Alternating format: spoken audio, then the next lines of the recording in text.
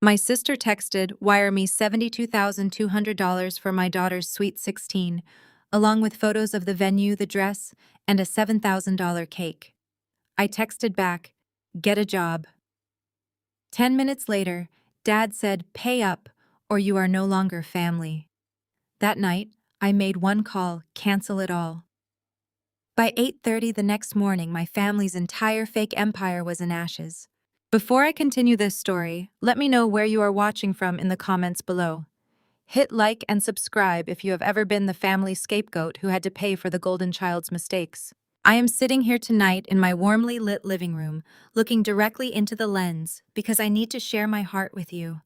I am keeping myself perfectly still grounded in this one stable position because the chaos I am about to describe nearly tore my world apart. My name is Sienna. I am 31 years old, and I built my private equity firm from the ground up right here in Atlanta. I did not inherit a dime. I did not get a leg up from connections. I worked 80-hour weeks while my parents poured all their resources and affection into my older sister, Kendra. Kendra was the golden child. She was lighter-skinned, softer-spoken, and obsessed with climbing the ranks of Atlanta's black elite. She married Preston, a white man, from a supposedly old money family in Charleston. To my parents, Desmond and Yvonne Preston was the ultimate trophy. He was their ticket into the right country clubs, the right charity boards, and the right whispers in the pews of our megachurch. They treated him like royalty while treating me like an overgrown bank account. The ping of my phone broke the silence of my Saturday morning. It was a group text from Kendra. The message was a demand, not a request. It said, "Sienna, wire me $72,200 by noon today. We are finalizing Aaliyah's Sweet 16. Attached were photos of the Grand Monarch, a hyper-exclusive event space downtown, a custom couture gown covered in Swarovski crystals, and a multi-tiered cake that looked like it belonged at a royal wedding. I stared at the screen. Aaliyah is my niece, a sweet, grounded 15-year-old girl who actually hates all this flashy performance nonsense. She and I are close. She secretly wants to study marine biology, not pose for society pages. I knew for a fact Aaliyah did not ask for a $7,000 cake. This was Kendra trying to prove to her snobby friends that she was married to a billionaire. I typed 3 words and hit send. Get a job. Less than 10 minutes later, my phone rang. The caller ID showed my father's name. I answered, and before I could even say hello, Desmond's voice boomed through the speaker, vibrating with absolute rage. "How dare you disrespect your sister like that?" he shouted. His voice echoed with the same authoritarian tone he used when I was a teenager, failing to live up to his impossible social standards. "You have more money than God sitting in those investment accounts, Sienna. Your brother-in-law has a minor temporary cash flow issue with his trust fund, and you are going to embarrass this family over a few pennies." "Dad, it is $72,000, I replied, keeping my voice entirely flat. "That is not pocket change. And Preston is 39 years old. If his trust fund is tied up, he can go to a bank. I am not financing a party for a teenager who would rather have a pizza and a movie night anyway." "You listen to me, you ungrateful child," my father snarled, cutting me off. "Preston comes from a legacy you could not possibly understand. He is bringing generational wealth into this family. He just needs liquidity for 48 hours to clear international wire protocols. If you do not wire that money to the account Kendra sent you right now, I will stand up at the church podium tomorrow morning and tell the entire congregation exactly how selfish and bitter you are. I will strip you of the Addams family name. You will be cut off completely. Pay up, or you are no longer family." The line went dead. I did not cry. I did not shake. Years of being the family scapegoat had burned away my capacity for tears. Instead, I felt a cold, sharp clarity settle over me. I walked over to my desk, booted up my firm's secured financial terminal, and pulled up the wire instructions Kendra had attached to her text message. As a wealth manager, I deal with routing numbers and institutional accounts every single day. I know what a vendor account looks like. I know what a catering company's banking details look like. I stared at the screen, analyzing the routing digits. The bank was a federal depository out of Delaware. The account name was not the Grand Monarch Event Space. It was not a dress designer. The account name was a string of letters followed by the words, Federal Corporate Restitution Escrow. My blood ran completely cold. You do not wire money to a federal restitution escrow account to pay for a birthday cake. You wire money there when you are paying court-ordered damages for a financial crime. Preston was not having a temporary cash flow issue. Preston was not waiting for an international transfer. Preston was trying to quietly pay off a massive legal settlement to keep himself out of federal prison, and he was using his daughter's fake birthday party as a psychological weapon to extort the money out of me. The $72,200 was exactly the amount he needed to settle whatever fraud he had committed. He was a broke criminal grifter hiding behind his white privilege and my parents' desperate need for social validation. I closed my laptop. My parents thought they could bully me into saving their precious son-in-law. They were wrong. Monday morning arrived with the kind of oppressive humidity that only Atlanta can produce. I was sitting in my corner office on the 40th floor overlooking the downtown skyline, reviewing the initial background checks my legal team had run on Preston over the weekend. The intercom on my desk buzzed, but before my assistant could even announce the visitor, the heavy glass doors to my office flew open. Preston barged in, his face, flushed red, pushing past my security guard. He was wearing a tailored suit that I now knew was purchased on credit, but his usual charming facade was completely gone. He looked feral. "Leave us!" he snapped at my security guard, pointing a shaking finger at the door. I gave the guard a brief nod and the door clicked shut, leaving me alone with my brother-in-law. Preston marched right up to my mahogany desk, placing both of his hands flat on the surface, leaning over to try and intimidate me physically. "What game are you playing, Sienna?" he hissed, his voice low and venomous. "Kendra told me you refused the wire transfer. You promised us this money during Thanksgiving dinner. You sat at my dining table, drank my wine, and said you would take care of Aaliyah's party. Now you are trying to back out and make me look bad." I remained perfectly still in my leather chair, holding his furious gaze. I did not shrink back. I did not raise my voice. I spoke with absolute clinical precision. I said I would buy Aaliyah a gift, Preston. I never said I would fund a $72,000 circus to stroke your ego. Furthermore, I certainly never agreed to pay off your federal embezzlement restitution. Preston's arms buckled slightly. The color drained from his face, leaving him looking pale and sickly under the fluorescent lights. His mouth opened, but no words came out for a long, agonizing second. I picked up a sleek black pen and tapped it gently against the desk. "Did you really think I would not run the routing number you sent?" I asked, tilting my head. "You asked a private equity CEO to blindly wire 70 grand to an anonymous account. Your tech startup failed 3 years ago. Your seed capital was completely blown on leased luxury cars and country club dues. You stole $70,000 from your previous investors, and they gave you a quiet deadline to pay it back, or they go to the FBI. That deadline is this coming Saturday at 9 a.m. The remaining $2,200 was just enough to buy some cheap sheet cake and balloons to keep the illusion going for Kendra. Your trust fund is dry, Preston. You are entirely broke." He pushed himself off the desk, pacing frantically toward the floor-to-ceiling windows. He ran a hand through his hair, dropping the victim act entirely. The entitlement rolled off him in waves. "You think you are so smart," he spat, turning back to glare at me. "You think because you wear expensive suits and rent this office, you are better than me. You are nothing, Sienna. You are just a bitter, lonely woman who is jealous that Kendra got the life you wanted. If you do not wire that money by Wednesday, I will go to every single one of your corporate clients. I will tell them you are a fraud who abandons her own blood. I will ruin your reputation in this city." I smiled. It was a cold, sharp thing. "Go ahead," I challenged him. "Call my clients. They trust me with billions, precisely because I do not hand over cash to desperate con artists. You have no leverage here, Preston. You are a cornered rat." His chest heaved as he breathed heavily. The realization that he could not manipulate, gaslight, or terrorize me into submission was finally sinking in. He walked back toward the door, grabbing the handle with a white-knuckled grip.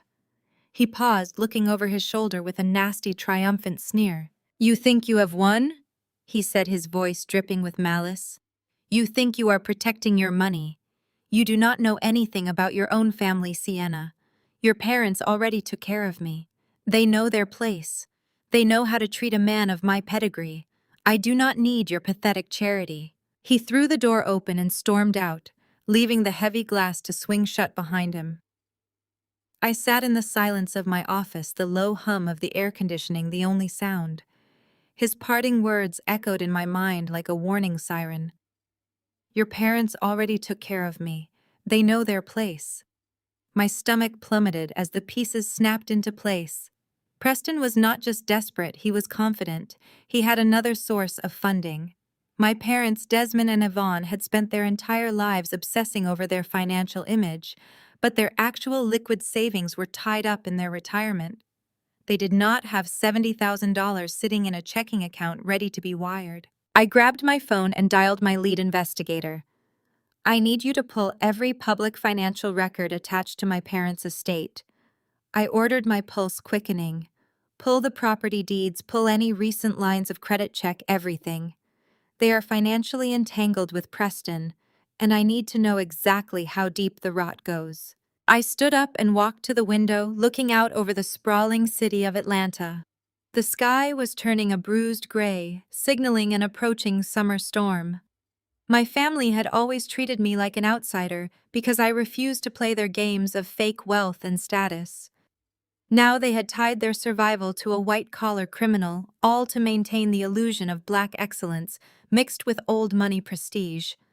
I knew with absolute certainty that Preston was going to drag them down with him when he fell. The only question was whether I would step aside and let them drown, or whether I would burn the entire facade to the ground myself. The silence in my office barely lasted 10 minutes before my private line buzzed. It was not my assistant. It was an automated fraud alert from American Express. An attempted charge of $12,000 had just been flagged on a corporate expense card I closed to my staff 2 years ago. The location was L'Elegance Bridal, an ultra-exclusive boutique in the heart of Buckhead. I knew immediately what had happened. 3 years ago, when my father had a minor health scare, I gave my mother a folder of emergency financial contacts and backup card numbers to keep in a secure safe. Kendra had clearly raided that safe. I did not call the boutique. I grabbed my car keys and took the private elevator down to the parking garage.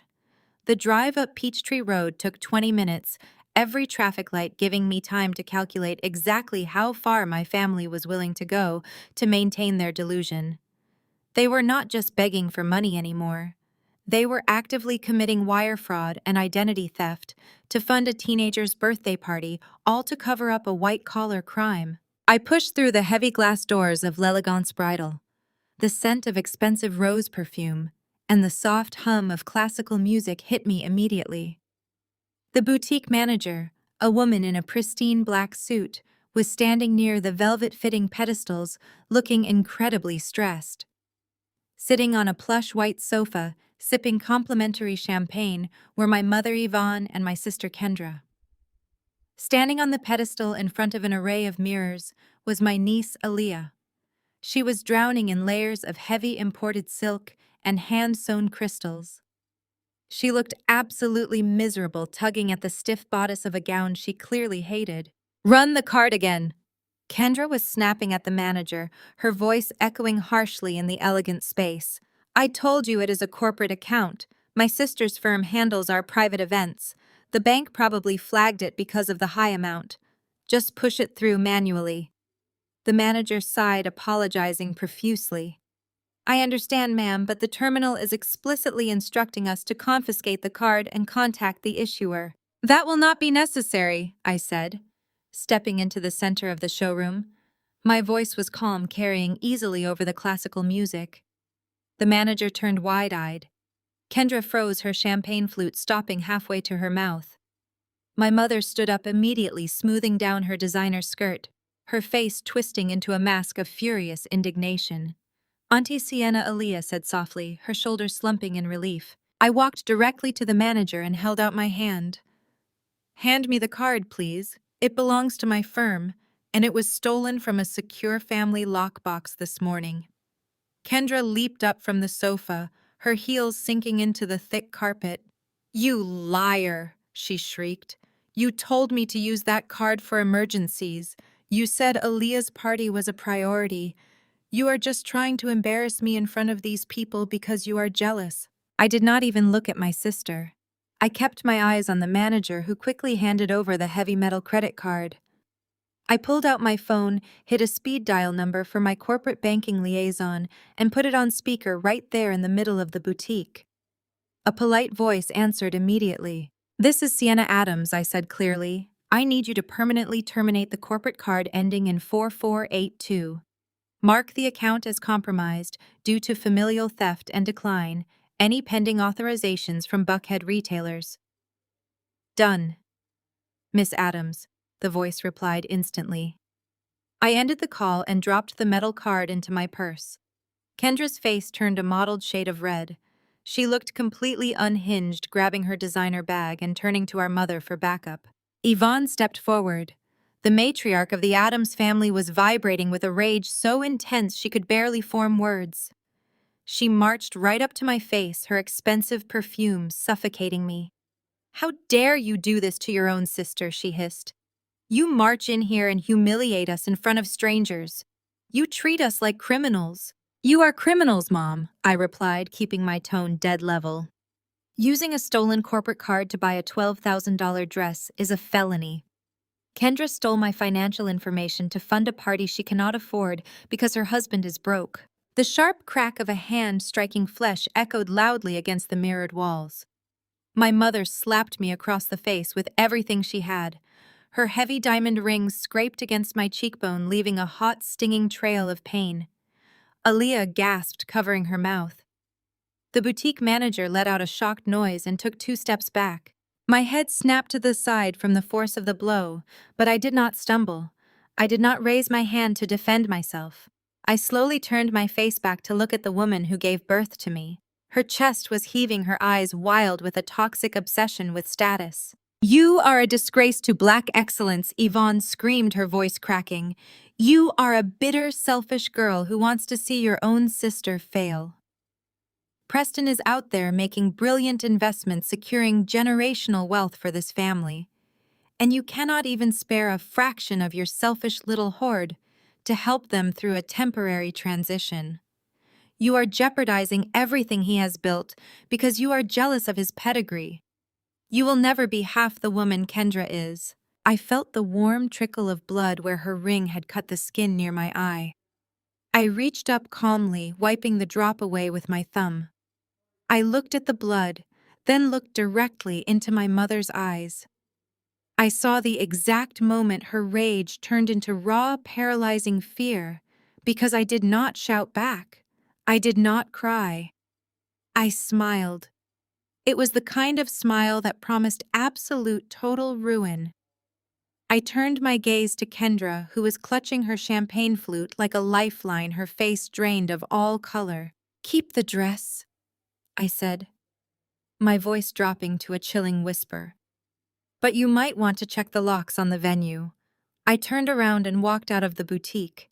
I did not look back as the heavy glass doors swung shut, leaving my mother and sister standing in the center of the room, completely paralyzed with paranoia. I slid into the leather seat of my car and closed the door, shutting out the stifling Atlanta heat. The skin across my cheekbone throbbed where my mother's diamond ring had caught me, but I refused to touch it. That physical sting was nothing compared to the absolute clarity settling over my mind.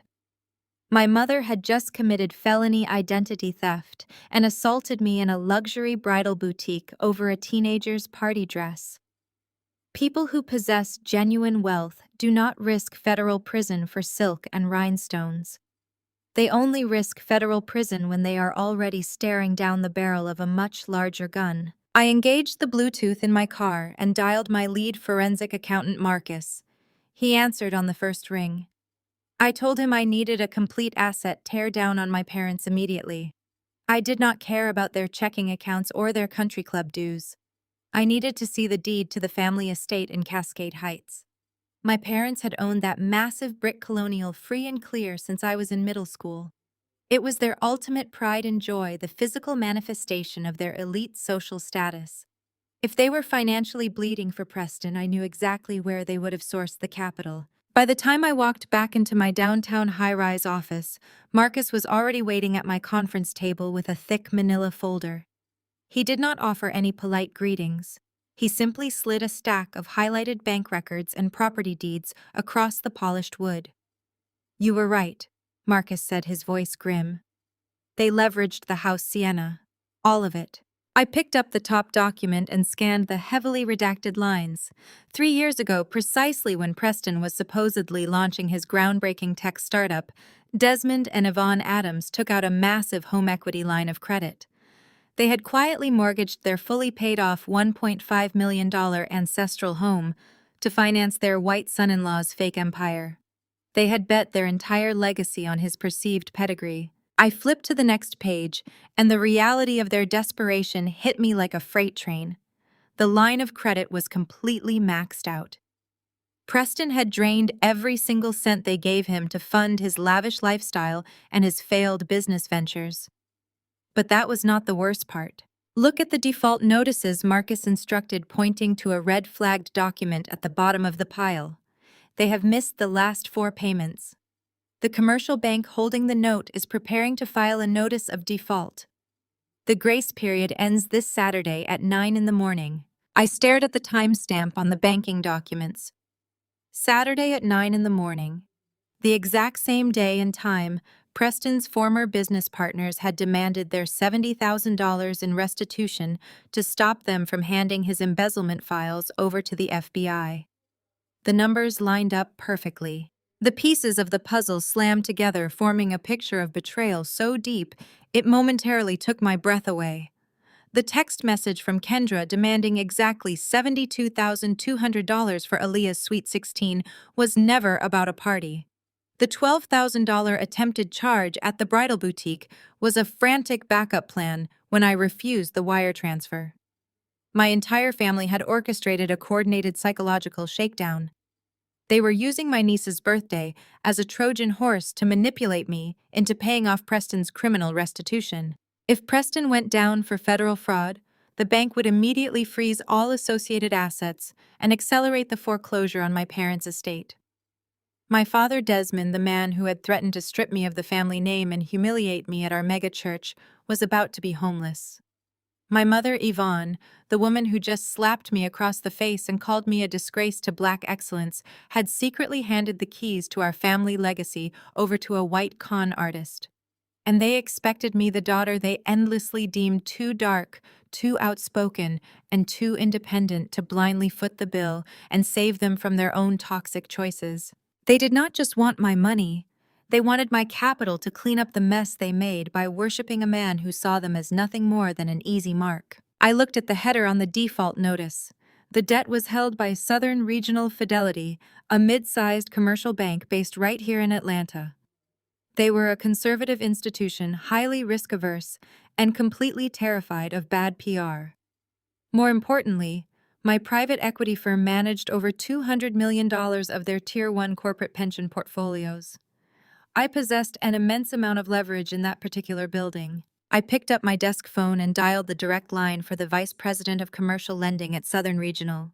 He answered immediately, his tone shifting into eager professional deference the moment he recognized my voice. "Sienna, what a pleasure to hear from you," he said smoothly. "How can we help your firm today?" I kept my eyes fixed on the default notice bearing my father's signature. "I am looking at a distressed asset in your residential portfolio," I said, my voice entirely devoid of emotion. "A home equity line of credit attached to a property in Cascade Heights. The borrowers are Desmond and Yvonne Adams. The account is currently moving toward foreclosure." The executive paused, clearly caught off guard by my direct knowledge of a specific private account. "Yes, we are familiar with that file," he replied cautiously. "It is a highly sensitive situation, given Mr. Adams' standing in the community, but the delinquency has reached critical levels. Are you calling to authorize a payoff on their behalf?" I smiled, staring down at the busy Atlanta streets 40 floors below my window. My parents had spent my entire life treating me like a glorified ATM waiting to be summoned whenever the golden child or her trophy husband needed a bailout. They thought they could extract my wealth through shame and physical violence. They thought they controlled the board. No, I am not authorizing a payoff. I said, my words cutting through the phone line like shattered glass. I want to acquire the debt, draw up the transfer paperwork, and draft the assignment of the deed of trust. I am buying the entire loan portfolio at a premium. Process the transaction immediately. The bank executive stammered a quick agreement, eager to offload a toxic asset at a profit. I hung up the phone and looked back at Marcus, who was watching me with silent respect. I did not just stop my family from using my money to save themselves. I had just become their primary creditor. I owned the financial chains holding their fake empire together. And when the clock struck 9 on Saturday morning, I was going to pull the floor right out from under them. I left my office and drove straight to the Piedmont Heritage Club. It is the most exclusive country club in Atlanta, a place where old money goes to hide from the rest of the world. My father Desmond spent decades trying to gain membership there, finally succeeding only after he paraded Preston around as his son-in-law. To my father, Preston's white skin and fabricated Charleston lineage were the ultimate status symbols. They were the keys that unlocked the heavy mahogany doors of elite society. The scent of aged bourbon and imported cigar smoke hit me the moment I stepped into the members-only lounge. The room was dimly lit, filled with plush leather wingback chairs, and the low hum of powerful men discussing politics and golf. I spotted my father immediately. He was holding court in the center of the room, a lit Cohiba cigar in one hand, a crystal glass of amber liquid in the other, laughing loudly with 3 older men. I walked directly toward him, my heels clicking sharply against the polished hardwood floor. The laughter died down as I approached. The other men looked at me with curiosity, but my father looked at me with pure, unadulterated irritation. "Sienna, what are you doing here?" he demanded, lowering his voice to a harsh whisper. "This is a private sanctuary. You cannot simply barge in here unannounced." "I need 5 minutes of your time, Dad," I said, keeping my tone perfectly civil. "It is a matter of absolute urgency regarding the family." He glared at me, embarrassed that his daughter was interrupting his performance of wealth. He excused himself from his friends with a forced smile and grabbed my arm, dragging me toward a secluded corner near the back windows. Before I could even open my mouth, he started tearing into me. "Your mother called me in tears," he hissed, his face inches from mine. "You embarrassed her at the bridal boutique. You canceled the corporate card while your niece was standing right there. You are a spiteful, vindictive woman, Sienna. You are actively trying to sabotage Aaliyah's party just because you are envious of your sister's life." I ignored his insults. I looked at the man who had raised me, the man who had spent my entire childhood telling me I needed to work twice as hard to be half as good, but who now handed everything over to a con artist. I decided to give him one final chance, one last opportunity to tell the truth before I let the hammer fall completely. "Dad, I know about the house," I said, my voice dropping to a quiet, serious register. "I know about the home equity line of credit you and Mom took out on the Cascade Heights estate. I know you gave that money to Preston, and I know the bank is preparing to foreclose tomorrow morning because Preston lost it all." My father froze. His eyes widened for a fraction of a second, but instead of relief or confession, I saw his toxic pride rear its ugly head. The walls went up immediately. He straightened his suit jacket, refusing to break eye contact. "You do not know what you are talking about," he said, his voice dripping with condescension. "You have been digging through my private financial records. How dare you?" Preston is simply maneuvering capital for a massive tech acquisition. It is high-level financial strategy, something a glorified loan shark like you would not understand. A glorified loan shark. That is what my father called my private equity firm.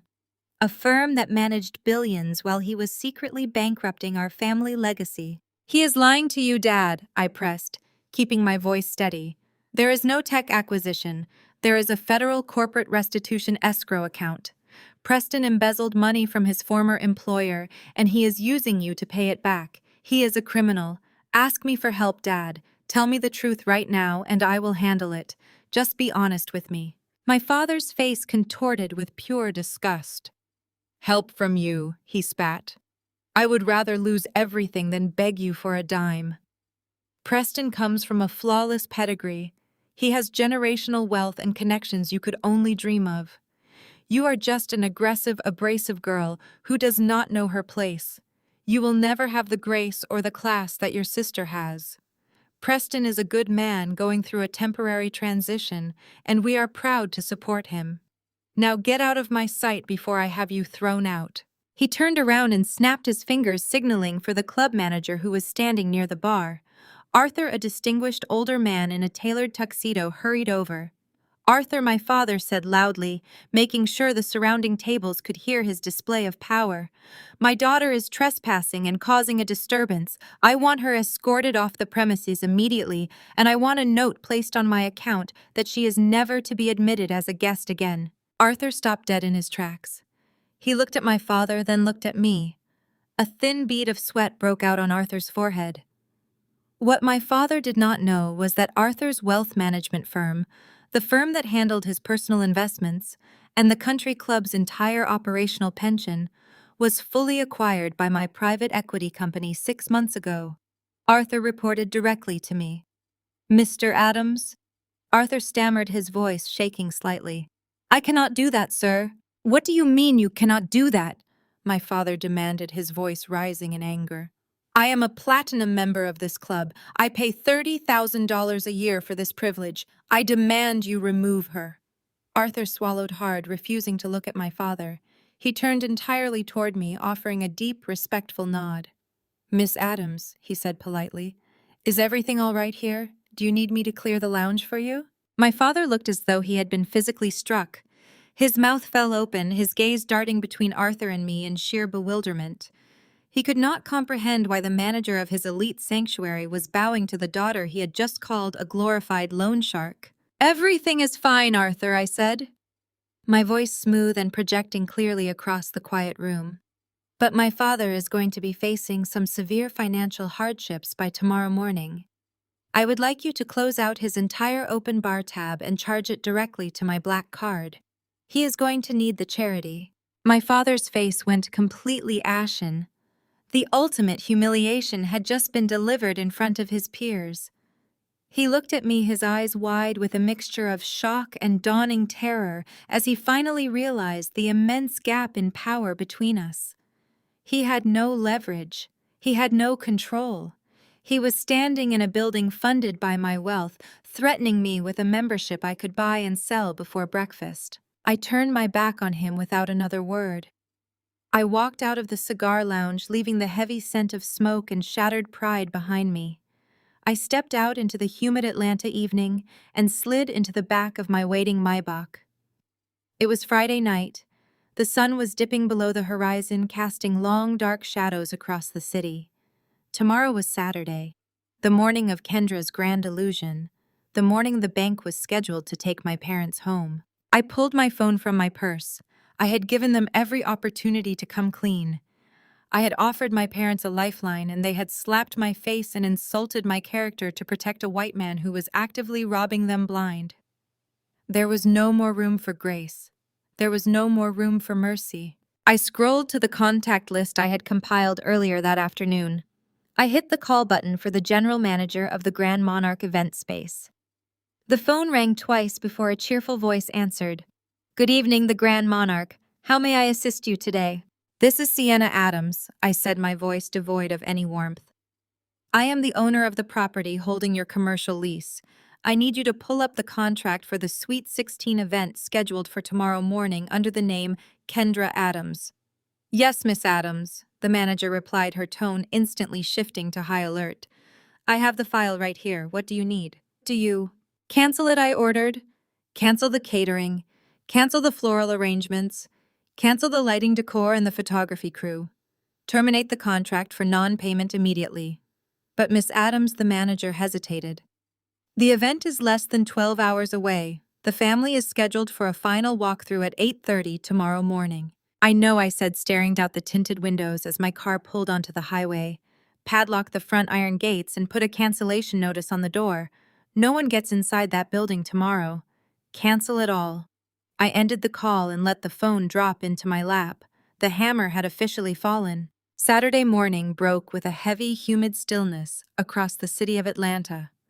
Inside my penthouse, the only sound was the quiet hiss of my espresso machine and the relentless vibrating of my phone against the marble kitchen island. It was barely 7 in the morning, and the family group chat was already exploding. I picked up the phone and scrolled through the flood of notifications.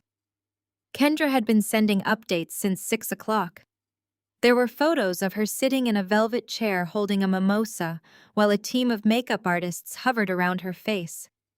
She was wearing a custom silk robe embroidered with the words, "Mother of the Princess." Her texts were a masterclass in aggressive bragging. She typed paragraph after paragraph, boasting about the VIP Black Excellence event of the decade. She tagged luxury caterers, floral designers, and ice sculpture artists. She sent a photo of Preston adjusting his designer tie in the mirror, accompanied by a caption that read, "So blessed to have a husband who provides generational wealth for our daughter." I took a slow sip of my dark espresso. The contrast between her digital fantasy and her financial reality was almost poetic. She was broadcasting a life of absolute luxury, while her husband was exactly 2 hours away from defaulting on federal fraud restitution. She was bragging about generational wealth while standing on the brink of losing the very roof over her parents' heads. I set the phone down and watched the digital clock on the wall tick forward. 8:15, 8:20. I walked to my closet and pulled out a tailored charcoal power suit. I dressed methodically, snapping my watch onto my wrist. Today was not a day for family drama. Today was a day for business. I took the private elevator down to the parking garage where my driver was already waiting beside the Maybach. I slid into the back seat and told him to drive to the Grand Monarch. The streets of downtown Atlanta were relatively quiet, giving us a smooth ride toward the venue. I instructed my driver to park half a block away, just out of direct sight, but with a clear view of the massive wrought iron gates that guarded the entrance to the property. At exactly 8:28, Preston's leased white Mercedes turned onto the street and pulled up to the curb in front of the venue. I watched through the tinted glass of my window. Kendra stepped out of the passenger side holding a gold clipboard, looking completely ready to play the role of the ultimate society host. Preston rounded the front of the car, checking his phone, his posture rigid with tension. I knew exactly why he was sweating. The clock was ticking closer to 9. He thought the event was going forward, and he thought the HELOC money from my parents was going to magically appear in his account to save him from the FBI. They walked up the pristine brick pathway toward the main entrance. From my vantage point, I watched the exact moment the illusion shattered. Kendra reached out to push open the heavy iron gates, but they did not budge. She pushed harder, throwing her body weight against the metal. Nothing. The gates were wrapped in thick industrial steel chains secured with a massive heavy-duty padlock. Even from half a block away, I could see the massive neon orange sign, zip-tied directly at eye level on the center of the iron bars. The bold black letters screamed a single brutal message: canceled for non-payment, no trespassing. Kendra dropped her clipboard. The papers scattered across the sidewalk. She grabbed the iron bars and started shaking them frantically. Preston lunged forward, yanking at the padlock, his face turning a violent shade of red. He started shouting at the courtyard beyond the gates. A moment later, the venue manager appeared, walking out from the main lobby. He stopped a safe 10 feet away from the locked gate, crossing his arms over his chest and shaking his head. He pointed to the sign and then turned his back on them, walking right back inside. Kendra completely lost her mind. She started pacing the sidewalk, waving her arms wildly in the air. Preston kicked the iron gate, pacing back and forth like a caged animal. I sat in the cool, air-conditioned silence of my car, watching their fake empire burn down right on the pavement. At 8:32, my phone lit up with an incoming call. It was Kendra. I let it ring 3 times before I hit the answer button and brought the phone to my ear. Sienna, her voice shrieked through the speaker loud enough to make me wince. She was completely hysterical, gasping for air between her screams. You need to get down here right now. The venue manager has lost his mind. He locked the gates. He locked us out of our own daughter's party. He is claiming the owner of the building terminated our contract this morning. It has to be a glitch with that corporate card of yours. You need to fix this right now, or Preston is going to sue this entire establishment into the ground. Her voice was frantic, desperate, and still dripping with that same toxic entitlement she had wielded against me my entire life. She fully expected me to scramble to apologize, to whip out my checkbook, and save her from public humiliation. I lowered the window of the Maybach, letting the heavy, humid air flood into the back seat. I looked at the back of my sister's head down the block. Kendra, I said, my voice dropping to a low, terrifying calm. There is no glitch. What do you mean there is no glitch? She screamed, her voice cracking. People are going to be arriving in an hour, Sienna. The caterers are waiting down the street. Get the owner of this building on the phone right now. I pushed the heavy car door open and stepped out onto the pavement, adjusting the cuffs of my suit jacket. Turn around, I replied. I am right behind you. Kendra spun around so fast the heels of her Louboutins scraped harshly against the concrete. Her phone slipped from her trembling fingers and clattered onto the sidewalk, but she did not even look down to retrieve it. Her eyes locked onto me wide with a frantic, manic energy.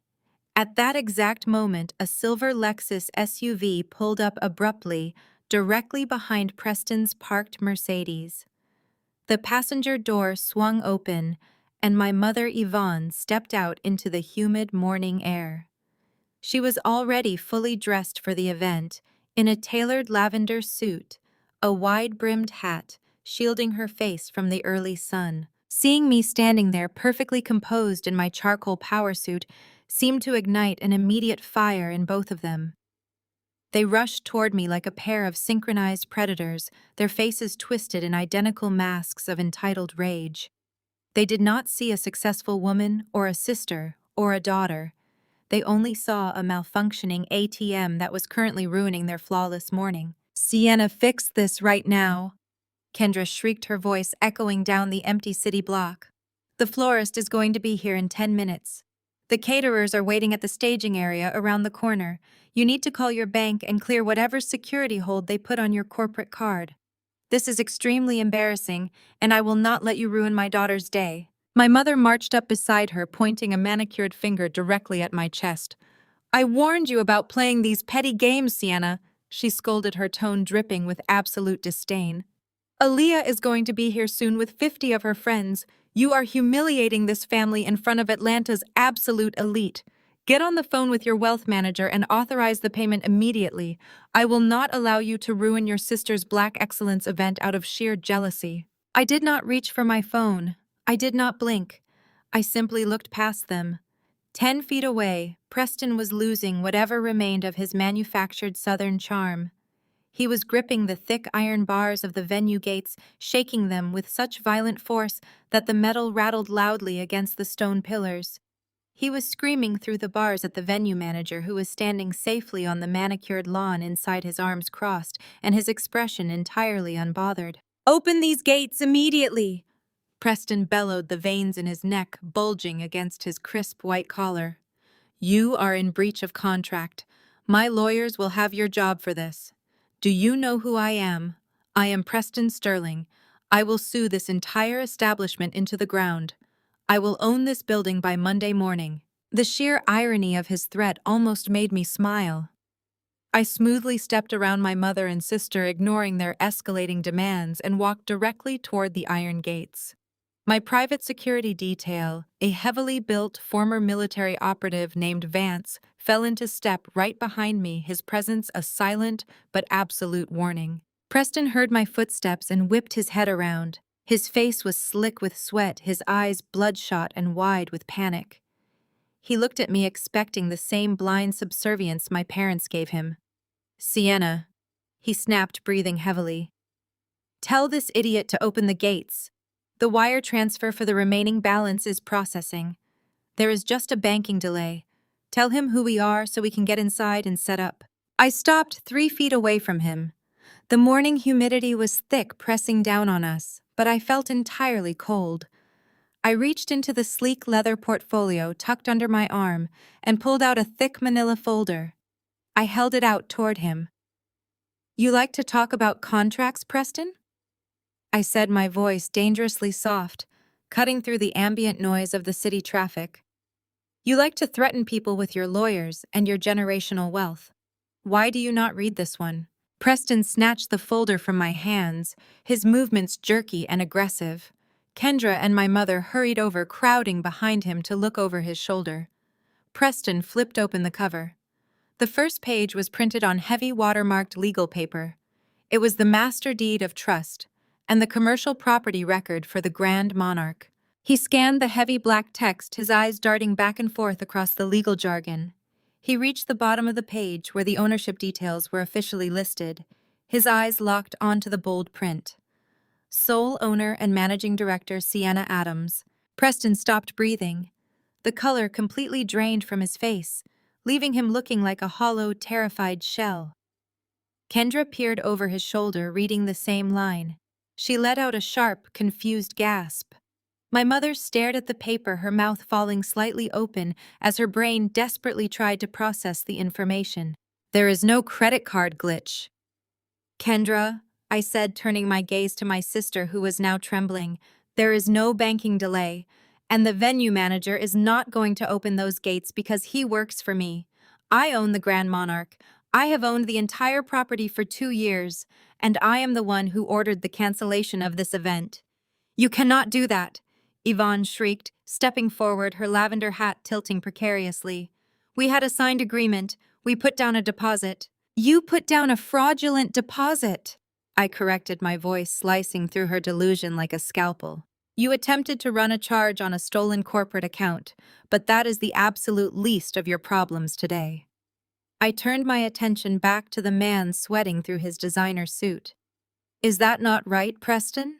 Or should we talk about the $1.5 million home equity line of credit you convinced my parents to take out on the Cascade Heights estate?" Kendra gasped, stepping away from her husband as if he had just caught fire. "Mom, what is she talking about? What line of credit?" I kept my eyes locked on Preston. "The commercial bank is preparing to file the notice of default this morning."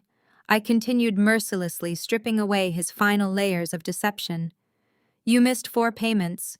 You drained my parents' entire legacy to pay off federal restitution for your embezzlement charges, and you still came up $72,000 short.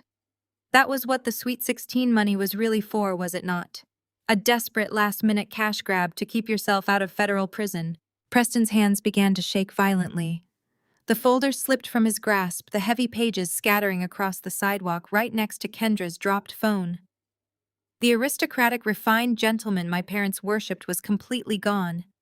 In his place stood a cornered, desperate criminal who realized he had absolutely nowhere left to run. The money was gone. The fake empire was exposed. The foreclosure was happening. And I held the match that had burned it all down.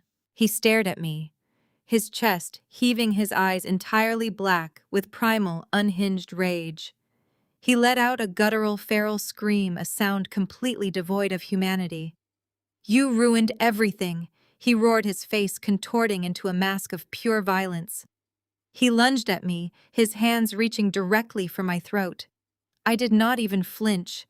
I did not take a single step back. Before Preston could even close the distance between us, Vance moved. It was a blur of calculated, devastating force. My security guard stepped smoothly in front of me, intercepted Preston's outstretched arms, and twisted him around with a sickening crack of bone and muscle. Vance drove his massive hand into the back of Preston's neck and slammed him forward. Preston hit the hood of his least pristine white Mercedes face first with a thunderous crunch. The impact dented the expensive metal and sent a spiderweb of cracks shooting across the windshield. Vance pinned him there, pressing his heavy weight into Preston's spine, twisting the con artist's arm high up between his shoulder blades until Preston let out a pathetic, breathless whimper. Kendra screamed, a sound so piercing it cut through the heavy morning air like a siren. She lunged forward, her manicured hands raised to claw at Vance, but a single sharp look from the massive security guard froze her in her tracks. My mother stood completely paralyzed, her hands clamped over her mouth, her lavender hat trembling as she stared at the shattered windshield of the luxury car she thought represented her daughter's perfect life. "Get off him!" Kendra shrieked, finding her voice again, though she did not take another step forward. "Sienna, you are insane. You have lost your absolute mind. Let him go right now before I call the police." I stepped up to the hood of the car, looking down at the side of Preston's face, pressed hard against the cracked glass. His breath fogged the windshield in rapid, panicked bursts. "Call them Kendra," I said, my tone flat and conversational. "Please dial 911. Tell them to run a background check on Preston Sterling. Tell them to look into the federal embezzlement charges filed by his former employer in Charleston. Tell them he stole exactly $72,200 and has been using your parents to pay it back." "He is a wealthy man!" Kendra sobbed, her voice vibrating with hysterical denial. "He has a trust fund. His family owns half of South Carolina. You are making this up because you are miserable and alone." I crouched down slightly, bringing my face inches from Preston's ear. "Tell her, Preston," I commanded. "Tell your wife about the generational wealth. Tell her about the trust fund." Preston groaned, squeezing his eyes shut. "I swear to God, Sienna." He wheezed, spit flying against the glass. "I will ruin you for this." I gave Vance a barely perceptible nod.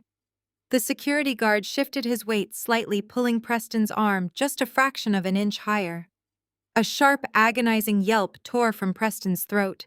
"Tell them," I repeated, my voice dropping to a whisper that carried over the quiet street. "Tell them where the money went. Tell them why the bank is taking my parents' house today." "There is no trust fund."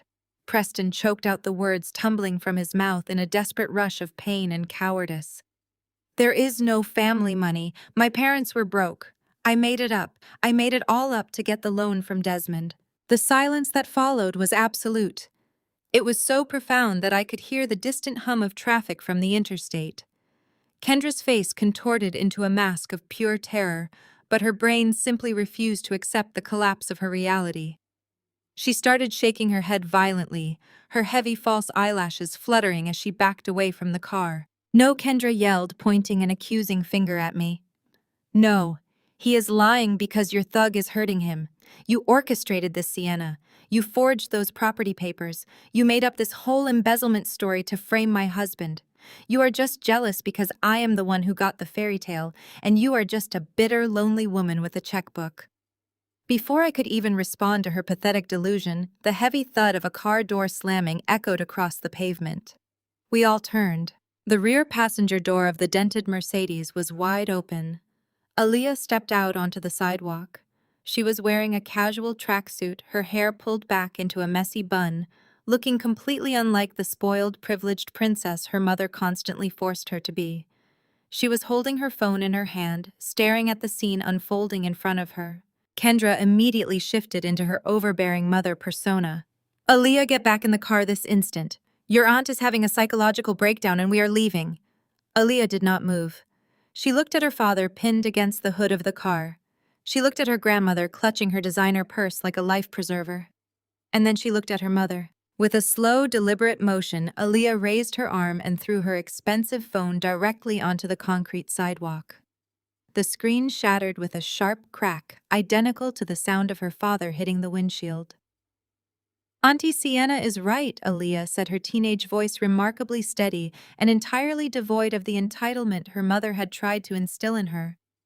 Kendra gasped, her hand flying to her chest. "What are you talking about, Aaliyah? Stop this right now." "I saw Dad's bankruptcy papers in his desk months ago." Aaliyah continued, ignoring her mother's shrieks. "I saw the default notices. I saw the letters from the lawyers in Charleston demanding the restitution money. I knew we were broke, Mom. I have known for almost a year. Why do you think I did not care about this stupid party?" The revelation hit Kendra like a physical blow. She staggered backward, her knees buckling slightly as she collapsed against the side of the Mercedes. Her own daughter, the prop she used to display her fake wealth to the world, had known the entire time. Aaliyah had watched her mother brag and boast on social media, while fully aware that their entire existence was a house of cards waiting to collapse. My mother Yvonne let out a low, agonizing moan. She stumbled forward, her perfectly tailored lavender suit suddenly looking entirely out of place on a woman whose world had just evaporated. She ignored me. She ignored her weeping daughter and her stoic granddaughter. She walked right up to the hood of the car and stared down at the man she had worshipped. The man she had deemed superior to her own flesh and blood simply because of the color of his skin and the lies he spun. But Yvonne stammered, clutching her chest, her breathing growing dangerously shallow. "But what about the house, Preston? What about the house? We put our ancestral home up for your business. We leveraged everything Desmond and I worked our entire lives for." Preston refused to open his eyes. He just kept his face pressed against the cracked glass, a silent, pathetic admission of his absolute failure. Yvonne let out a scream that tore from the very bottom of her lungs, a sound of pure, unadulterated grief and terror. She realized in that brutal instant that she had handed her family's legacy over to a ghost. The elite status, the country club memberships, the generational pride, it was all gone. And she was the one who had signed the paperwork to give it away. I stood tall, adjusting my jacket, taking in the complete destruction of the toxic hierarchy that had ruled my family for decades. I did not feel pity. I did not feel remorse. I felt a profound, icy clarity. They had built their foundation on lies and arrogance, and I had simply provided the wrecking ball. Before anyone else could speak, a new sound cut through the heavy morning humidity. It started as a faint, high-pitched wail echoing off the tall buildings of downtown Atlanta. Within seconds, the sound grew louder, sharper, more urgent. Sirens. They were approaching fast, screaming down the avenue and heading directly toward the Grand Monarch. The high-pitched wail of the sirens grew deafeningly loud, echoing off the brick facade of the Grand Monarch. Kendra let out a sudden, ragged breath of relief, assuming the local police were arriving to rescue her husband from my security detail. She scrambled away from the Mercedes, smoothing down her custom silk robe, preparing to play the victim for whatever Atlanta beat cops stepped out of the cruiser. But it was not a squad car that violently swerved onto the curb. Two matte black Chevrolet Suburbans screeched to a halt, completely boxing in Preston's leased Mercedes. The heavy doors swung open in unison, and four men stepped out onto the pavement. They were not wearing the standard blue uniforms of the local precinct. They were wearing dark windbreakers, heavy tactical belts, and gold badges clipped to their waistbands. The bold yellow letters across their chests spelled out FBI. At that exact second, a sleek black town car pulled up directly behind the federal vehicles. My father, Desmond, threw open the passenger door and stormed out onto the sidewalk. His face was thunderous, clearly having rushed over after our confrontation at the cigar lounge. He had likely received a frantic text from my mother moments before the chaos erupted. He marched forward, ready to assert his dominance, ready to use his country club voice to intimidate everyone in his path. He took 3 strides and froze, completely paralyzed by the sight of the federal agents. One of the agents, a tall man with a severe expression, walked directly toward the Mercedes. He did not look at Kendra. He did not look at my mother. He checked the heavy silver watch on his wrist, and then locked his eyes on Preston, who was still pinned against the shattered windshield by Vance. "Preston Sterling," the agent said, his voice carrying absolute authority. "The time is exactly 9:14 in the morning.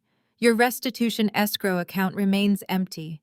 The grace period granted by your former partners in Charleston has officially expired." Preston let out a pathetic whimpering sound, shaking his head against the cracked glass. "Please," he begged, his voice cracking. "Just give me another hour. My family is transferring the funds. The wire is just delayed. Please do not do this." "You are under arrest for 2 counts of federal wire fraud and 1 count of interstate embezzlement." The agent continued, entirely ignoring Preston's pleas. "Turn around and place your hands behind your back." I gave Vance another short nod. My security guard immediately stepped back, releasing his grip and stepping out of the way. The federal agent seized Preston, pulling his arms sharply behind him. The distinct metallic click of handcuffs snapping shut echoed down the quiet morning street. Kendra began to scream. It was not her usual performative shriek. It was a visceral, guttural sound of pure terror. She watched her perfect white knight, The man who was supposed to guarantee her entry into high society being shoved unceremoniously into the back of a federal SUV. The generational wealth, the fake pedigree, the elite connections, it was all evaporating right in front of her eyes. Desmond stood frozen on the sidewalk, his mouth opening and closing without any sound coming out.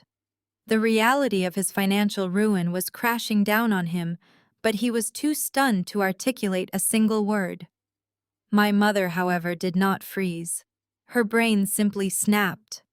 Faced with the undeniable proof that she had bet her entire family legacy on a federal criminal, Yvonne completely bypassed logic and went straight to the one target she had abused her entire life: me. She spun around, her eyes blazing with absolute unhinged fury. She marched up to me, her face twisted into a mask of pure hatred.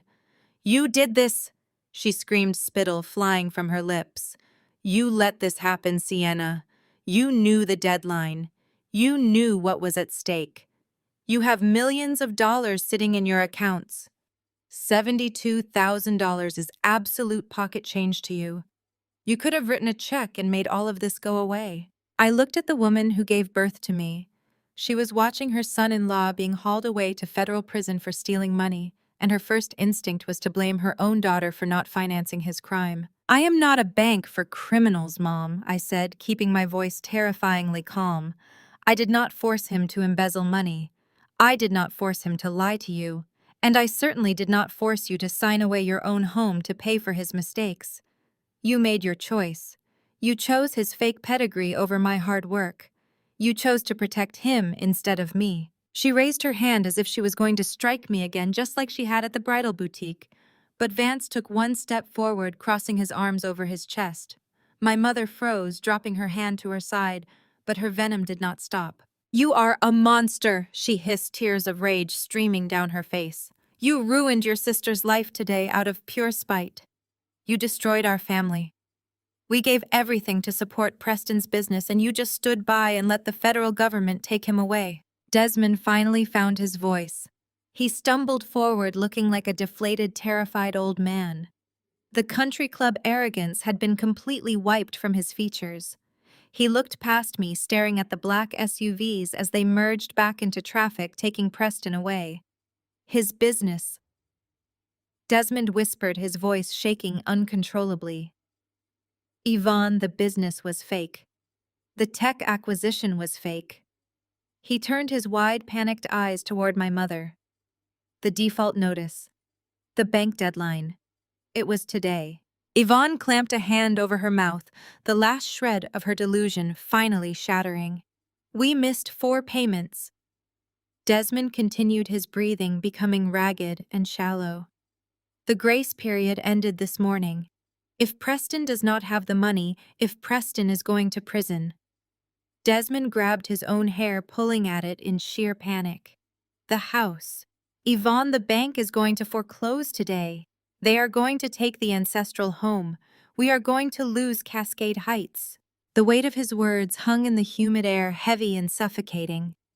My mother let out a small, broken sob, realizing that her desperate social climbing had just rendered her entirely homeless. They had sacrificed everything: their dignity, their daughter, their financial security, to maintain an illusion that was now completely dead. I stood in the center of the sidewalk, watching the two people who had made my life a living hell finally realize the absolute totality of their ruin. I adjusted the lapels of my tailored suit, feeling nothing but icy resolve. I looked directly into my father's terrified eyes. "The bank is not taking anything, Dad." I stepped forward, closing the distance between us. The morning sun was finally breaking over the downtown buildings, casting long, sharp shadows across the concrete.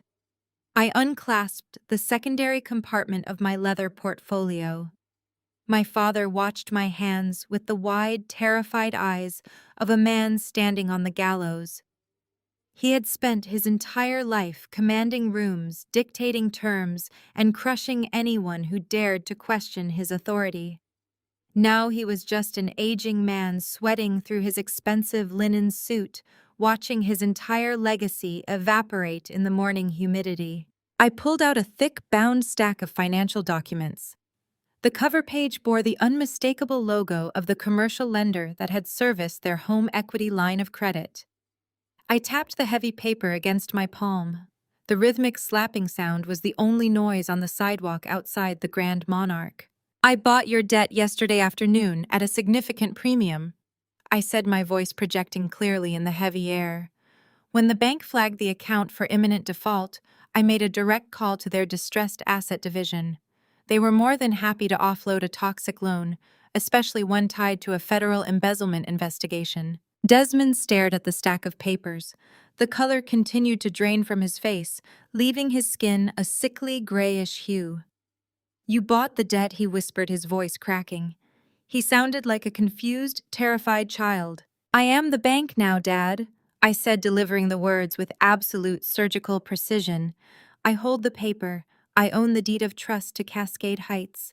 And as of exactly 9:01 this morning, when the grace period officially expired, you went into absolute default. You do not own that ancestral home anymore. I do. You are legally my tenants." Desmond's knees actually buckled. He reached out blindly, grabbing the side of Preston's abandoned and dented Mercedes to stop himself from hitting the pavement, but his legs simply gave out entirely. He slid down the side of the vehicle, the metal squeaking against his jacket, and landed hard on his knees. The great patriarch of the Addams family, the man who had repeatedly threatened to disown me for not knowing my place, was kneeling on the dirty city sidewalk, gasping for air. His chest heaved as the reality of his complete financial ruin crushed the last remaining breath out of his lungs. My mother did not rush to help him. Yvonne stood frozen, staring at me with a twisted mask of horror and absolute defeat. The country club luncheons, the exclusive charity galas, the lavish garden parties she hosted to show off her superior breeding, it was all completely finished. The grand estate she used to bludgeon her peers into submission now belonged to the daughter she had deemed socially unfit. I owned the very ground she walked on, and she knew the Atlanta social elite would devour her the moment the foreclosure became public knowledge. But Kendra's toxic arrogance was a terminal disease. Despite watching her husband get hauled away in handcuffs and seeing her father collapse on the street, my older sister simply could not accept defeat. She pushed herself off the car, her eyes completely bloodshot and wild. "You cannot do this!" Kendra screamed, her voice hoarse and ragged, cutting through the ambient noise of the city traffic. She pointed a shaking, manicured finger directly at my face. "This is illegal, Sienna. This is predatory lending. I will hire the best lawyers in the state. I will sue you for everything you have. I will drag your name through the mud and expose you for the vindictive, psychotic monster you truly are. You are not taking my parents' house. You are not ruining my life." I turned my attention to my older sister. I looked at her ruined designer clothes, her tear-streaked makeup, and the absolute desperation burning in her eyes. I did not raise my voice. I did not need to. I had already won the war. I reached into my portfolio one last time and extracted a single crisp white sheet of paper. I held it out toward her. Kendra stared at it, refusing to take it, her chest heaving with manic breaths. "You should probably secure your own housing before you start worrying about our parents, Kendra," I said, my tone dropping to a dead-flat calm. "Because you are no longer a resident of the Pinnacle high-rise either." Kendra blinked rapidly, her mouth opening and closing like a suffocating fish. "What are you talking about?" she demanded, taking a hesitant step backward. "Preston pays the lease on that luxury apartment a year in advance. We have an ironclad contract. Preston has not paid a single dime of his own money in 3 years." I corrected, watching the last spark of defiance extinguish in her eyes. "Your luxurious penthouse, your designer bags, your country club fees, they were all secretly subsidized by Dad. He used the equity from Cascade Heights to fund your fake lifestyle because he could not bear the thought of his golden child looking like a failure. Your entire existence was funded by the toxic debt I just purchased." I let the white paper flutter to the ground, landing right on top of Preston's scattered property deeds. "That is a 30-day notice of eviction," I stated clearly. "As the primary lien holder on the fraudulent accounts used to secure your lease, I had the property management legal department terminate your residency agreement this morning. You have exactly 1 month to pack up whatever cheap knockoffs you actually own and get out. The next morning, the Atlanta sun rose completely indifferent to the absolute destruction of my family. I stood in the floor-to-ceiling glass window of my downtown penthouse, holding a mug of black coffee and looking out over the sprawling city. My phone had been vibrating violently on the kitchen island since 6 o'clock in the morning, but I had left it on silent. The frantic texts from Kendra, the missed calls from my parents, and the barrage of notifications from extended family members eager to gossip about Preston's very public arrest were entirely irrelevant to my morning routine. I took a slow sip of my coffee, enjoying the profound, absolute quiet. That quiet was interrupted by the sharp chime of the internal intercom connecting me to the ground floor concierge. I pressed the flashing button. Ms. Adams, the concierge, said, his voice tight with professional discomfort. "Your parents are down here in the lobby. They are insisting on coming up. I told them you do not receive unannounced guests, but they are refusing to leave the reception area." "Tell them to wait," I replied, setting my mug down on the marble counter. "I will be down shortly." I did not change out of my silk loungewear, and I certainly did not invite them up to my private sanctuary. I rode the private elevator down to the grand lobby, with Vance stepping in silently beside me. When the polished steel doors slid open, the sight waiting for me was almost unrecognizable. Desmond and Yvonne, the undisputed king and queen of Cascade Heights, looked like entirely different people. The arrogant posture, the condescending sneers, the aura of untouchable superiority had been stripped away overnight. Desmond looked like he had aged 20 years in 24 hours.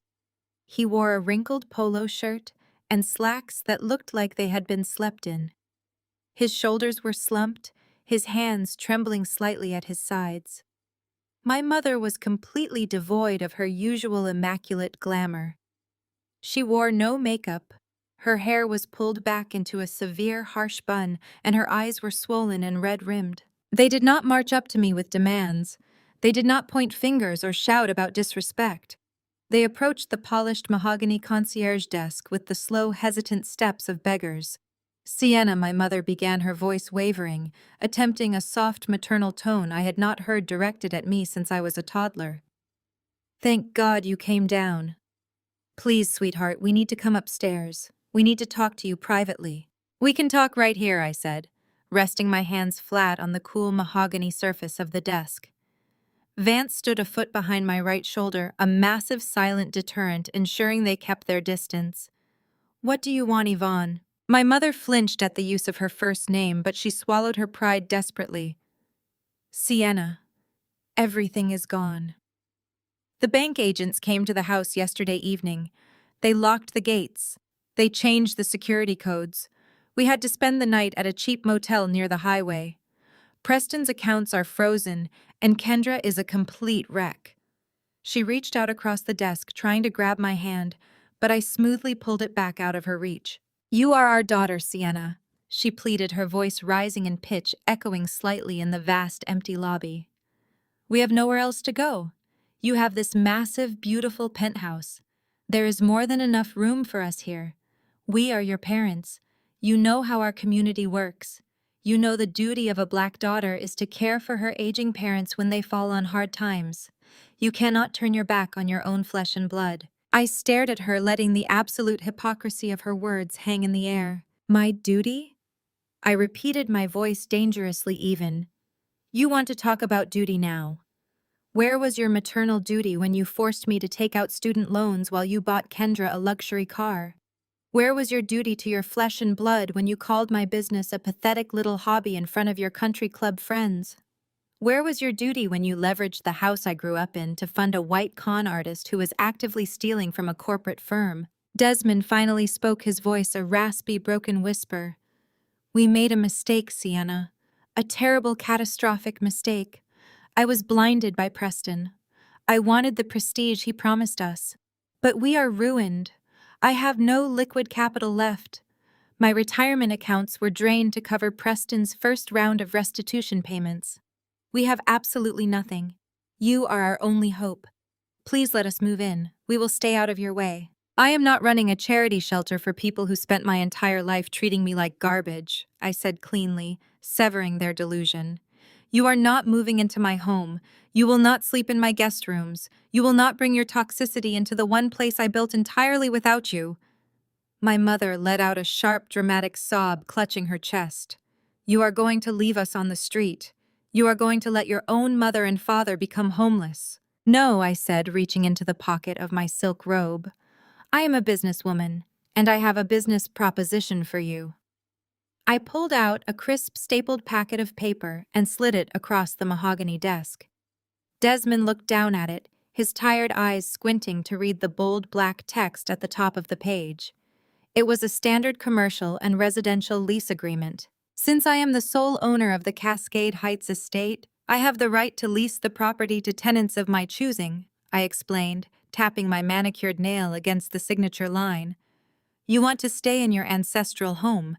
You want to keep up appearances for your social circle. You can. You can move back in this afternoon, but you will move in as my tenants.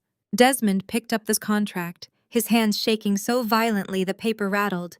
He flipped to the second page, scanning the financial terms. His jaw dropped open. $6,000 a month, he choked out, looking up at me in sheer horror. Sienna, you want to charge us $6,000 a month in rent? That is fair market value for a 6-bedroom estate in that zip code, I replied, my tone completely uncompromising. I am running a real estate portfolio, Dad, not a subsidized housing program for failed socialites. The rent is due on the first of every month. There is a $500 penalty for late payments. You are responsible for all utilities and exterior landscaping. If you miss 2 consecutive payments, I will initiate formal eviction proceedings immediately. No discounts, no grace periods, no exceptions. The silence that followed was heavy and suffocating. Desmond stared at the paper, realizing exactly what this meant. He would have to go back to work. The proud retired patriarch would have to find a job in his late 60s just to afford to live in the house he used to own. He would be my financial subordinate for the rest of his natural life. He looked completely defeated, his spirit entirely broken. But my mother was a different creature altogether. The tears vanished from Yvonne's eyes, replaced instantly by a burning, venomous rage. The humility she had tried to fake evaporated. She snatched the lease agreement out of Desmond's hands and slammed it back down onto the desk. I will absolutely not sign this, she snarled, her voice dripping with pure, unadulterated spite. I am your mother. I carried you for 9 months. I raised you. I will not pay you a single dime to live in my own house. You are a wicked, vindictive child. You charged me my childhood, Yvonne, I replied, refusing to break eye contact. Now I am charging you rent. Sign the lease or go back to the motel. It is entirely your choice. Yvonne grabbed her purse, hitching it high up onto her shoulder. Her chest heaved with righteous indignation. She pointed a trembling finger at my face. You think you have won? She hissed, stepping backward toward the lobby doors. You think because you have a little bit of paper and a fat bank account that you can humiliate us like this. You have forgotten who we are, Sienna. You have forgotten the power of our church. Desmond tried to grab her arm, gently pleading with her to stop, but she yanked herself free, her eyes wide with religious fervor. I am going straight to Bishop Davis, Yvonne declared, her voice echoing loudly. The entire congregation of Greater Hope Ministries will hear exactly what you are doing. We built that church. We funded their outreach programs. When I tell them how my evil, greedy daughter stole our home and threw us to the wolves, they will rally behind us. We will raise a legal fund. We will hire the most vicious attorneys in this state, and we will sue you for elder abuse and predatory lending. We will drag your name through the mud until you are left with absolutely nothing. She spun around on her heel, grabbing Desmond by the sleeve of his wrinkled shirt and dragging him toward the automatic sliding doors.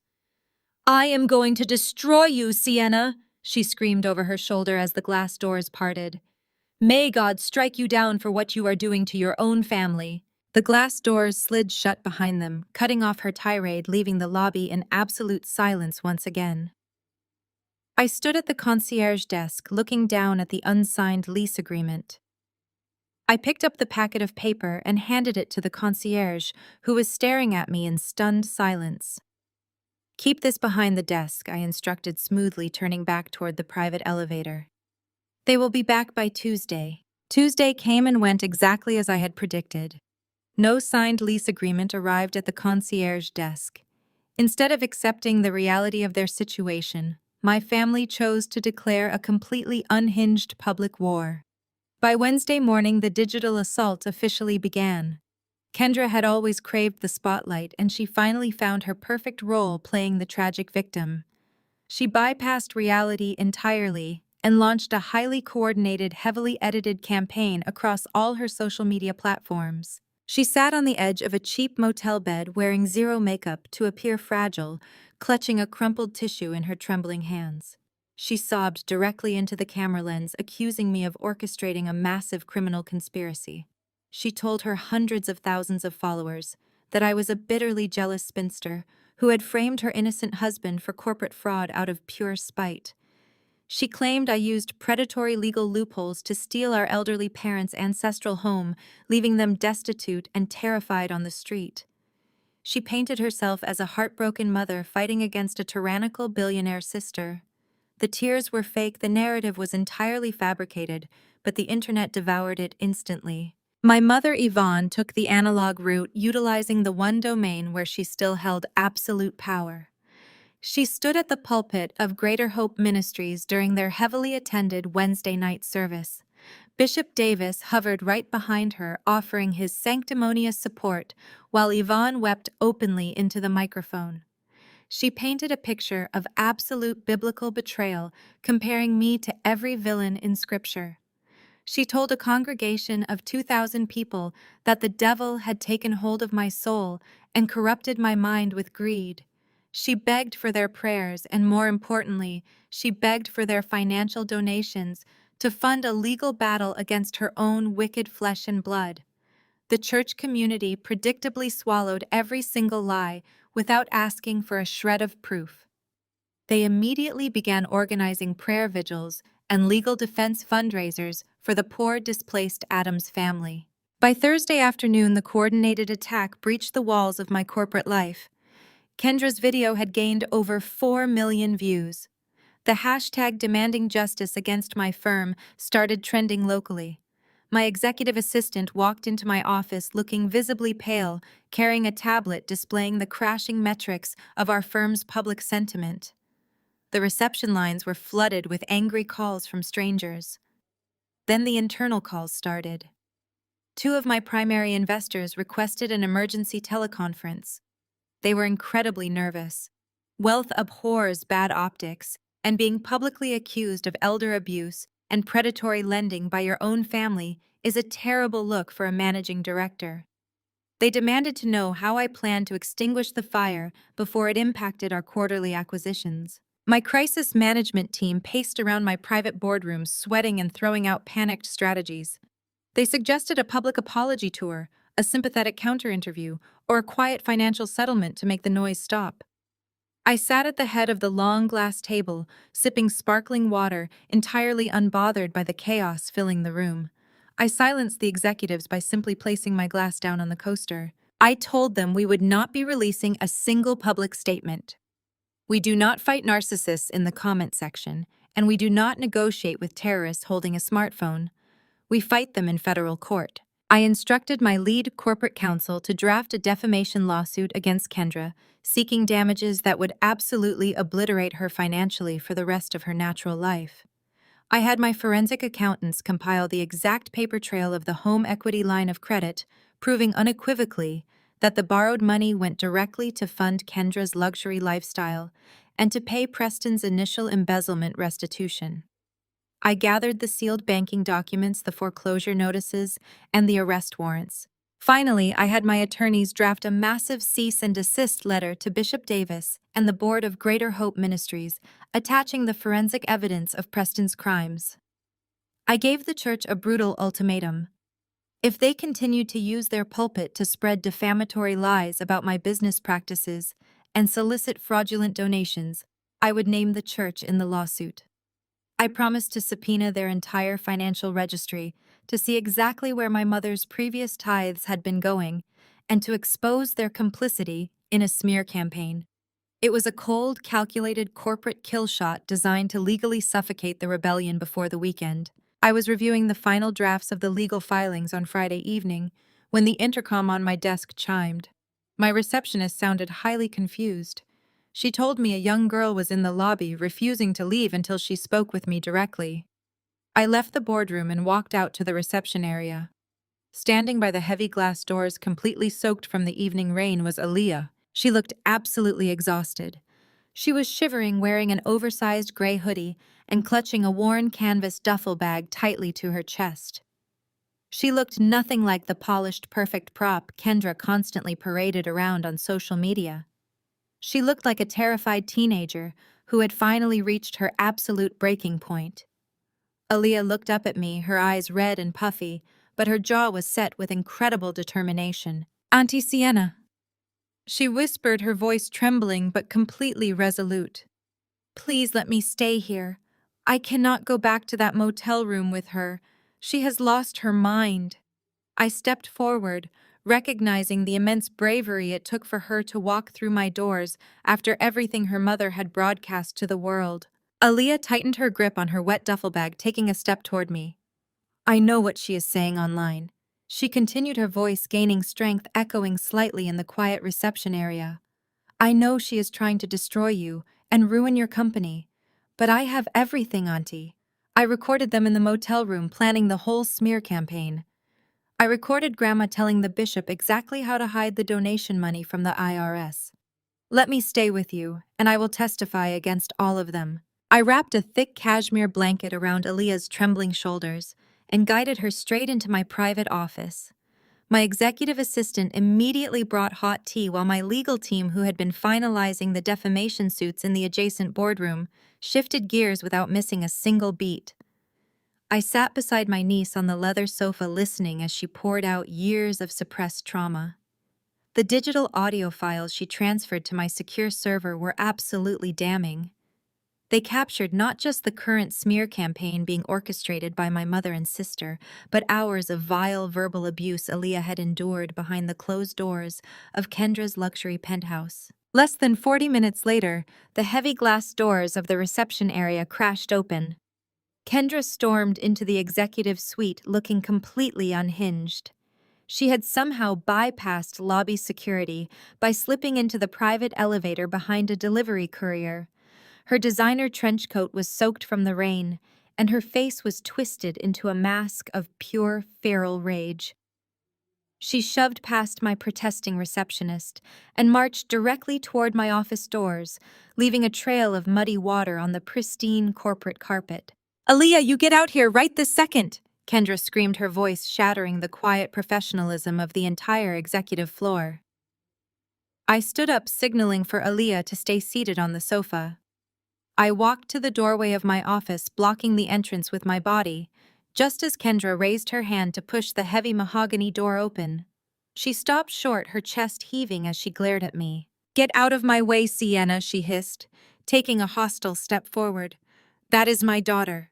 She stole my backup phone, and she is coming home with me right now before I call the police and have you arrested for kidnapping." "You are not calling anyone, Kendra," I said, my voice dropping to a dangerous, icy calm. "And you are certainly not taking her anywhere. You will not lay a single finger on her." Kendra tried to physically push past me, lunging toward the gap in the doorway. I braced my stance and shoved her back hard. She stumbled in her wet heels, hitting the opposite wall of the corridor with a dull thud. "Do not ever touch me!" she shrieked, regaining her balance and pointing a manicured finger at my chest. "She is a minor. You have no legal right to keep her from her mother. Aaliyah, grab your bag. We are leaving immediately." Aaliyah stood up from the sofa, the cashmere blanket pooling around her ankles. She did not walk toward her mother. She stepped up right behind me, using my presence as a physical shield. Her voice, when she finally spoke, was shaking, but it carried the heavy, undeniable weight of absolute truth. "I am never going back there," she said. Kendra's face flushed a dark, angry red.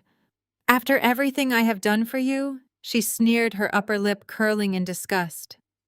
After the beautiful life I gave you, you are going to betray me for her. You are going to sit there and lie about your own mother just because you are throwing a teenage tantrum. You let him treat me like a stray dog, Mom. Aaliyah cried out, the raw pain finally breaking through her composed exterior.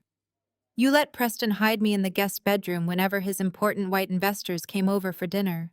You let him tell them I was the housekeeper's child because my skin was too dark and my hair was too coarse to fit his perfect mixed-race aesthetic.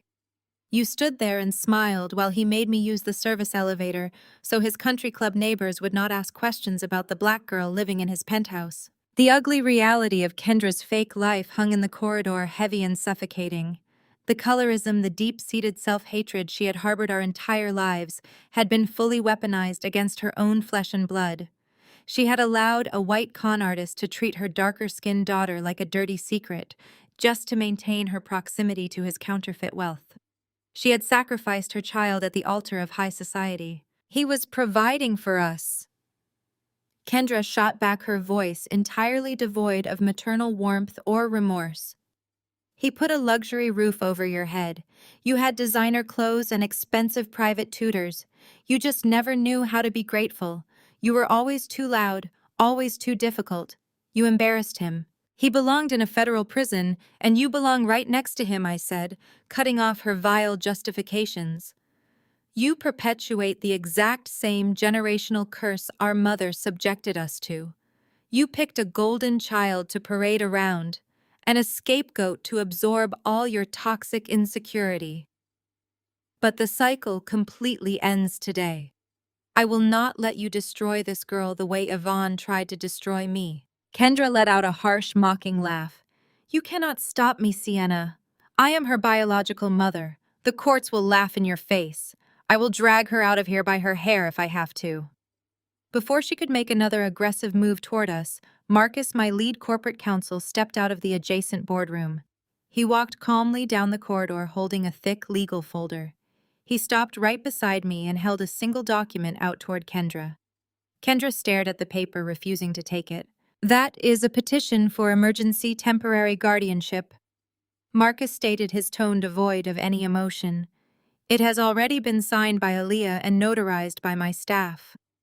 Given the audio evidence of emotional abuse and the current federal indictment against her stepfather, a family court judge will grant this motion before the ink is dry. As of this exact moment, you have absolutely no legal authority over this child. Kendra finally snatched the paper, her eyes rapidly scanning the legal jargon. Her hands began to shake violently. She crumpled the document, throwing it onto the carpeted floor. This means nothing, she screamed, her voice echoing off the glass walls. I will fight this. I will go to the media. I will tell the church congregation that you kidnapped my daughter out of jealousy. I will spend every last dime I have destroying you in family court. You do not have a single dime to your name, Kendra, I said, taking one final step toward her, forcing her to back up toward the elevators. And if you even think about fighting me on custody, I will release the complete forensic financial records to the FBI. Kendra froze, the breath catching in her throat. I bought the debt on your penthouse, I reminded her, my voice a low, lethal whisper. Which means I have the complete transaction history of the accounts used to secure that lease. I know exactly how much stolen money Preston funneled into your personal LLC to hide it from his partners. I have the wire transfers proving you were not just a clueless trophy wife. You were an active financial co-conspirator in a federal wire fraud scheme. The remaining color completely drained from Kendra's face. Her bravado, her righteous anger, her performative maternal outrage, it all vanished in a single instant. She stared at me, recognizing the absolute certainty in my eyes. She knew I was not bluffing. She knew I held the keys to her freedom. If you contest this guardianship, I continued, I will hand that file directly to the federal prosecutor handling Preston's case. You will not be fighting me in family court. You will be fighting the United States government in federal court. And you will go to federal prison. Kendra opened her mouth, but no words came out. The threat of public exposure and long-term incarceration finally shattered her delusions of grandeur. She looked past me, making eye contact with Aaliyah one last time. There was no love in that look, only the bitter resentment of a woman who had been utterly defeated by the very people she considered beneath her. She turned around, her wet heels squeaking against the polished floor, and walked slowly toward the elevator. She did not look back. She simply hit the call button, stepped inside, and let the steel doors slide shut, sealing her own fate. 72 hours later, the battleground shifted from my corporate lobby to the sterile, windowless mediation room of a downtown arbitration firm. Desmond and Yvonne had exhausted their social capital and drained their remaining checking accounts to secure legal representation. They sat across the long, polished mahogany table, projecting a desperate, brittle kind of defiance. They had brought a man named Arthur Miller, an aggressive, loud-mouthed attorney who specialized in local slip-and-fall cases and noisy civil disputes. His suit was slightly too large, and he sweated profusely under the harsh fluorescent lights.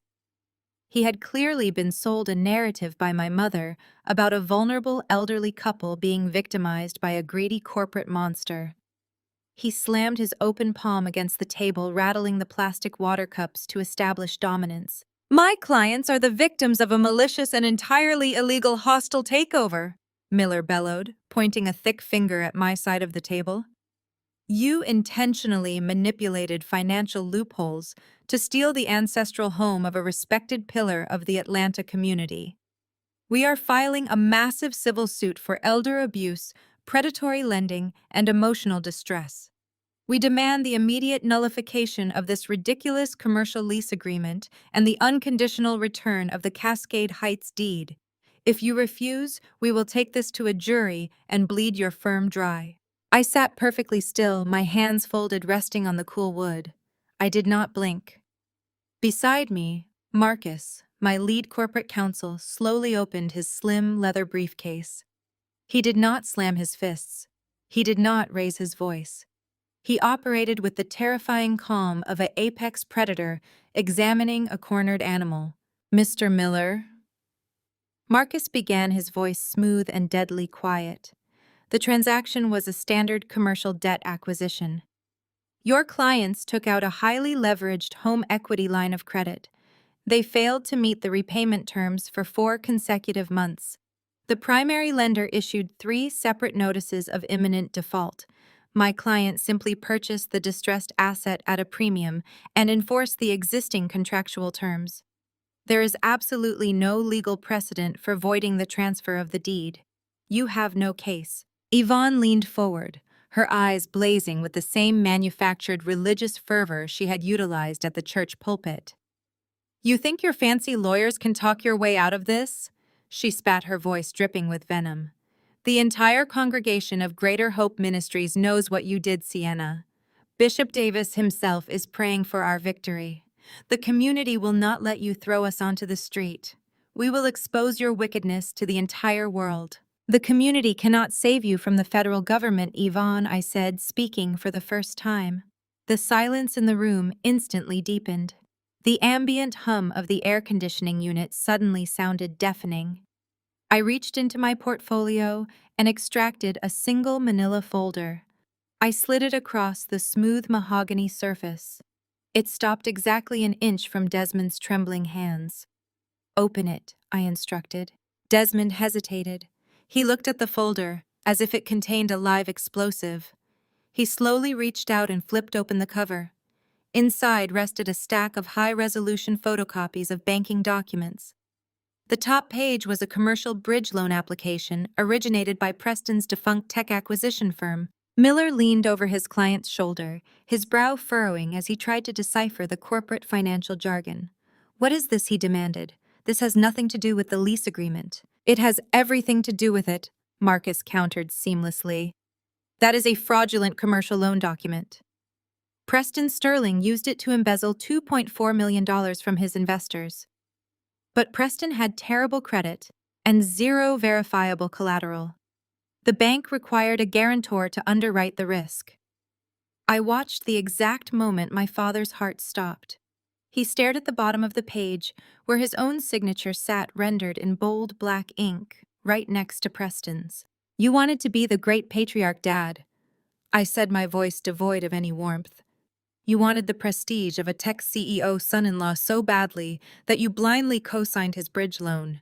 You pledged the remaining equity of Cascade Heights as collateral for a criminal enterprise. You actively facilitated federal wire fraud. Desmond's breath hitched in his throat. He looked at Yvonne, his eyes wide and terrified. I did not know he wheezed, his chest heaving. I thought it was just a temporary backing. Preston told me it was a formality. I never saw any of that money. Ignorance is not a recognized defense in federal court, Marcus stated coldly. By signing that document, you became a direct financial co-conspirator in a multi-million-dollar embezzlement scheme. Miller, the cheap lawyer, suddenly looked very pale. He wiped his forehead with a handkerchief. Now hold on a second. He stammered, his aggressive bluster entirely gone. You cannot use this in a civil mediation about a lease. That is coercion. It is a factual statement of liability, Marcus corrected, smoothing his tie. If you proceed with this baseless civil suit against my client concerning the lease agreement, we will enter the discovery phase. During civil discovery, all financial documents related to the property will be entered into the public record. I leaned forward, resting my forearms on the table, looking directly into my father's panicked eyes. The FBI is currently tearing Preston's life apart, searching for co-conspirators, I said, my tone dropping to a lethal whisper. If you fight me on this lease, this collateral document becomes public evidence. I will personally hand-deliver the original file to the federal prosecutor handling the indictment. You will not be spending your golden years at the country club, Dad. You will be spending them in a federal penitentiary as an accessory to wire fraud. Yvonne gasped, clamping a hand over her mouth. The sheer magnitude of the trap I had sprung finally registered in her mind. Her husband, the proud, untouchable Desmond, was staring at a prison sentence. Do something, Yvonne shrieked, turning her panic onto the lawyer.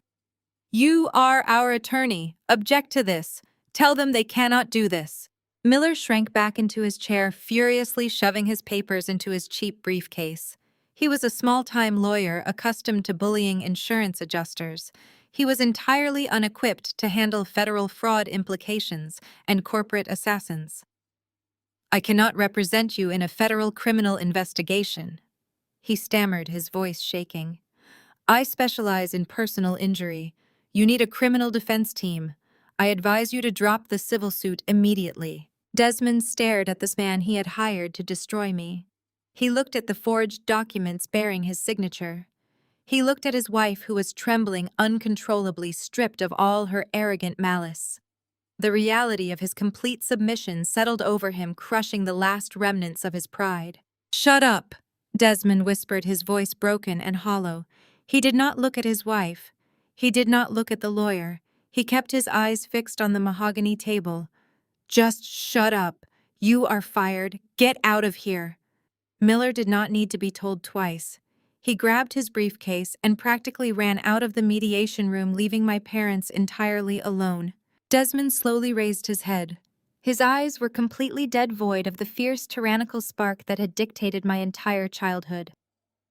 He looked at me, not as a father looking at a daughter, but as a defeated man looking at his executioner. He reached across the table, his hand shaking, as he pulled the commercial lease agreement toward him. He picked up a heavy black pen from the center of the table. Where do I sign? I slid the document across the smooth wood. Desmond signed his name with a trembling hand, his signature an illegible scrawl that represented the absolute surrender of his patriarchal authority. Marcus notarized the paper, placed it in his briefcase, and clicked the locks shut. The sharp metallic sound echoed like a gavel, striking a block. Desmond and Yvonne walked out of the arbitration firm in complete silence, stripped of their home, their pride, and their fraudulent righteousness. The war for my ancestral property was officially over. Exactly 48 hours later, the final loose end of their orchestrated conspiracy attempted to reach out from behind bars. I was sitting at my desk reviewing the quarterly projections for my firm when my private secure line chimed. I picked up the receiver and an automated voice instructed me to accept a collect call from an inmate at the United States Federal Detention Center. I pressed the accept button and simultaneously activated the digital recording software on my secure corporate server. Sienna. Thank God you answered. Preston breathed into the receiver. His voice sounded thin and frantic, entirely stripped of the arrogant country club drawl he used to project when pouring expensive scotch at family dinners. I leaned back in my leather chair, staring out at the Atlanta skyline. What do you want, Preston?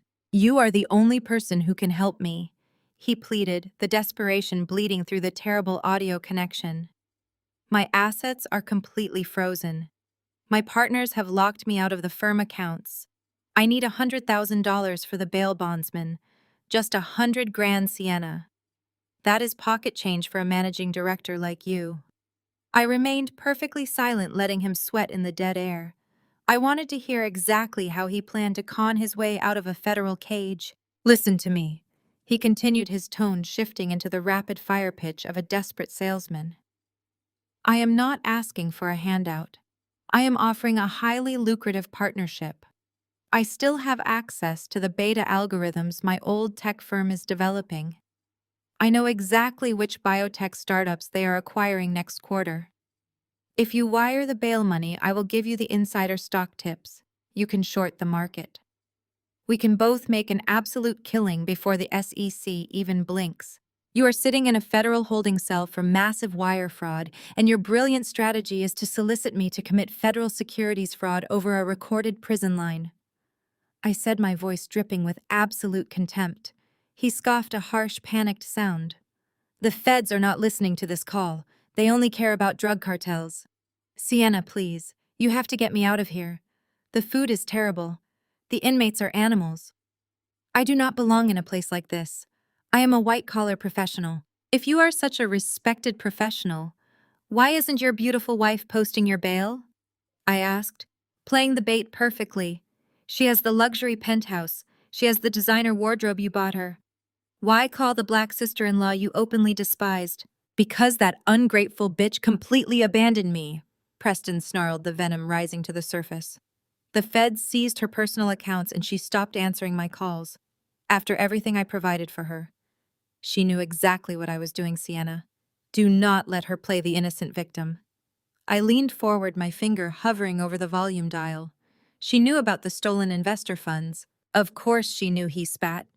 She signed the LLC paperwork to funnel the stolen money into her personal shopping accounts. She knew exactly where those wire transfers originated. And your mother knew too. Yvonne sat at my dining table drinking my expensive wine and helped me figure out how to structure her church donations to clean the embezzlement cash. They happily spent millions of stolen dollars and treated me like a king. Now that the FBI is involved, they act like they have never met me. They are both complicit. I smiled. The digital recorder captured every single crystal clear syllable of his confession. Thank you, Preston, I said, my voice dropping to a low, lethal whisper. That was exactly what I needed. What are you talking about? He asked, his tone suddenly laced with confusion and mounting panic. Are you going to wire the bail money or not? I am not giving you a single dime, I replied. I want you to sit in that cell and listen to me very carefully. You really thought your blonde hair and your counterfeit pedigree made you invincible. You thought you could walk into a black family, treat my niece like a dirty secret, steal millions of dollars from investors, and walk away clean. You have coasted your entire life on the delusion that the world will always hand you a blank check just because you look the part. Sienna, you cannot do this to me, he begged, his voice cracking. Your white male privilege just hit a brick wall, I stated coldly. You expected me, the woman you constantly undermine, to save you because you feel inherently entitled to salvation. But you are not a misunderstood tech genius. You are a common thief wearing a tailored suit.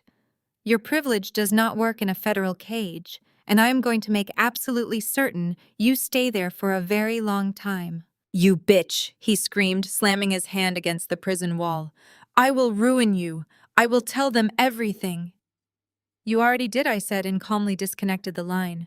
I exported the audio file from my secure server and saved it directly to my desktop. I opened a new email drafting a message to Kendra. I did not include a subject line. I did not type a single word of greeting or explanation. I simply attached the audio file of her husband, explicitly confessing to her active role in a federal money laundering scheme, and hit send. It was the final absolute destruction of our sisterhood. Sunday morning dawned with a crisp, brilliant clarity that felt entirely appropriate for a reckoning. For decades, Sunday service at Greater Hope Ministries had been my mother's grandest stage. It was a sprawling, opulent megachurch that catered to Atlanta's Black elite. The sanctuary boasted stadium seating, state-of-the-art acoustics, and a congregation draped in designer labels and quiet judgment. Yvonne had spent her entire adult life cultivating her status within those walls, treating her front-row pew like a royal throne. I knew exactly where she would go to lick her wounds and attempt to salvage her shattered narrative. I dressed with deliberate precision, opting for a tailored charcoal suit that projected quiet, untouchable authority. I did not take my usual spot in the executive gallery. Instead, I slipped through the heavy mahogany doors just as the choir finished their opening hymn, taking a seat in the back row where the shadows concealed my presence. The service proceeded with its usual theatrical flair until Bishop Davis called for the congregation's testimonies. This was the moment Yvonne had been waiting for. She rose from the front pew, leaning heavily on Desmond's arm to project a fragile, manufactured weakness.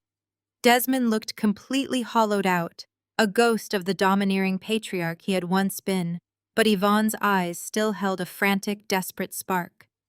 She stepped up to the microphone, adjusting her silk scarf, and let out a perfectly timed, trembling sigh. "My brothers and sisters!" She began, her voice echoing through the massive sanctuary, dripping with practiced sorrow. "The devil is working overtime to destroy the Addams family. We are under spiritual attack. As many of you know, we have been wrongfully displaced from our ancestral home. We are the victims of a malicious, greedy corporate machine orchestrated by my own flesh and blood." A murmur of sympathetic outrage rippled through the 2,000 people in attendance. Yvonne paused, letting the collective pity wash over her. It was her lifeblood, and she was drinking it in. She gripped the edges of the wooden podium. "They are trying to tear down my family.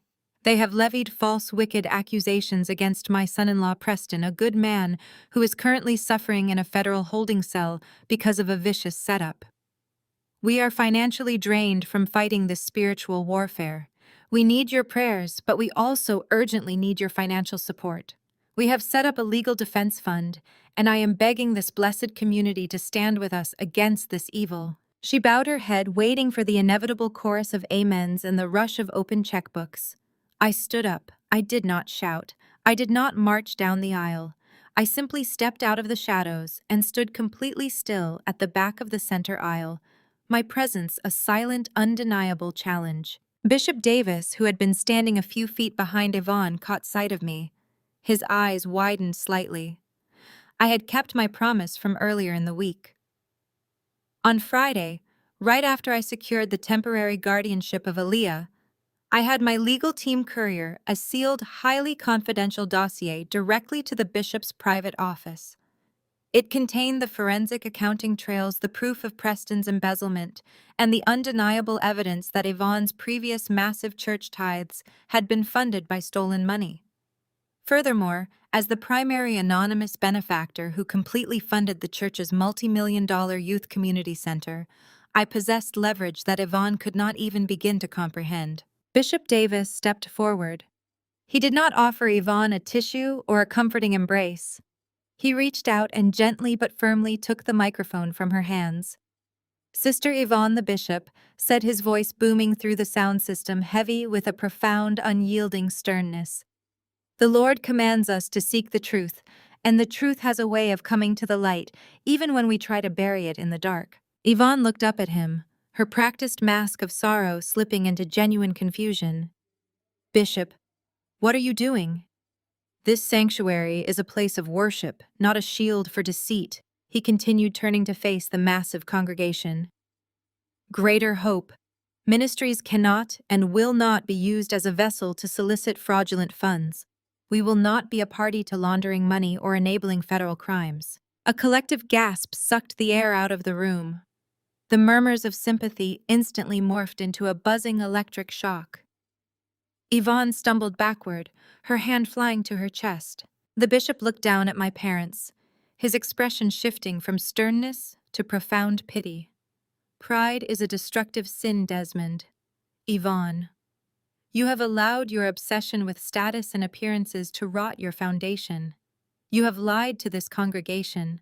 You have actively participated in a scheme of financial deception to maintain a lifestyle you could not afford, and you have attempted to weaponize this pulpit against your own daughter to cover your tracks. I have seen the evidence with my own eyes. The defense fund you are soliciting for is built on a foundation of federal wire fraud." Yvonne's mouth opened, but the silver-tongued manipulator had finally run out of lies. She looked out at the sea of faces desperately searching for a lifeline. She looked at the elite socialites, the judges, the doctors, and the politicians she had spent 3 decades trying to impress and control. They were looking back at her with absolute disgust. People in the front rows physically leaned away from her. The whispers grew louder, sharp, and condemning. The wealthy women who used to hang on her every word at charity luncheons were shaking their heads, their faces twisted in scorn. The illusion was completely shattered. They saw her not as a tragic matriarch, but as a common fraudster trying to con her own church. Desmond grabbed her arm, his grip frantic. "We have to leave," he hissed, trying to pull her away from the altar. "We have to go right now." But Yvonne was paralyzed. She stood frozen under the harsh glare of the sanctuary spotlights, watching the absolute destruction of her entire universe. Her money was gone. Her home was gone. Her favorite daughter's husband was in jail, and now the elite community she had worshipped above all else was actively turning their backs on her.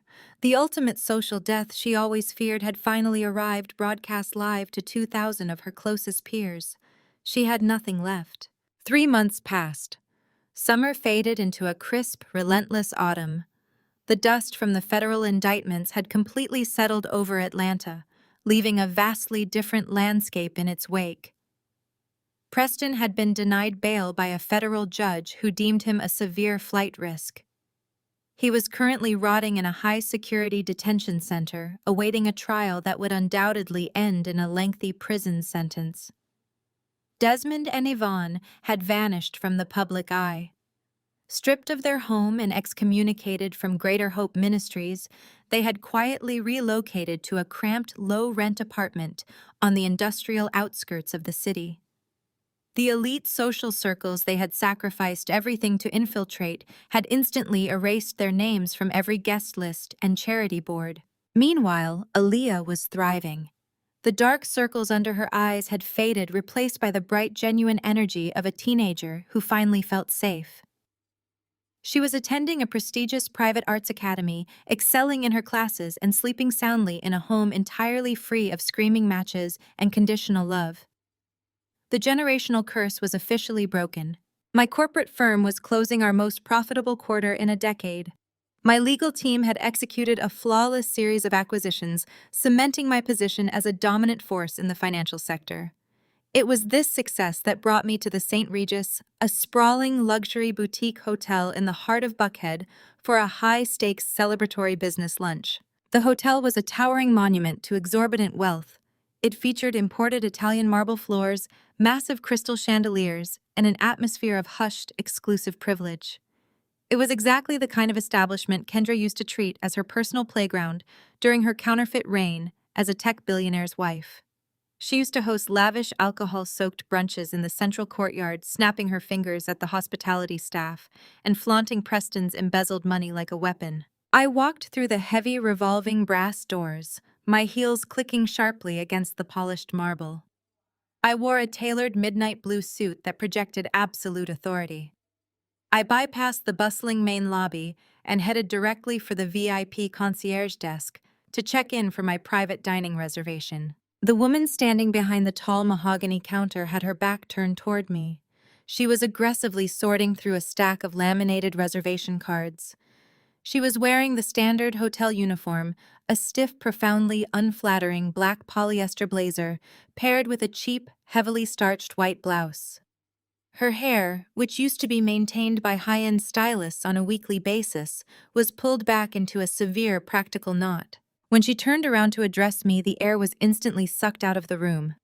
It was Kendra, the golden child, the former penthouse queen, now wearing a plastic magnetic name tag pinned to a synthetic lapel.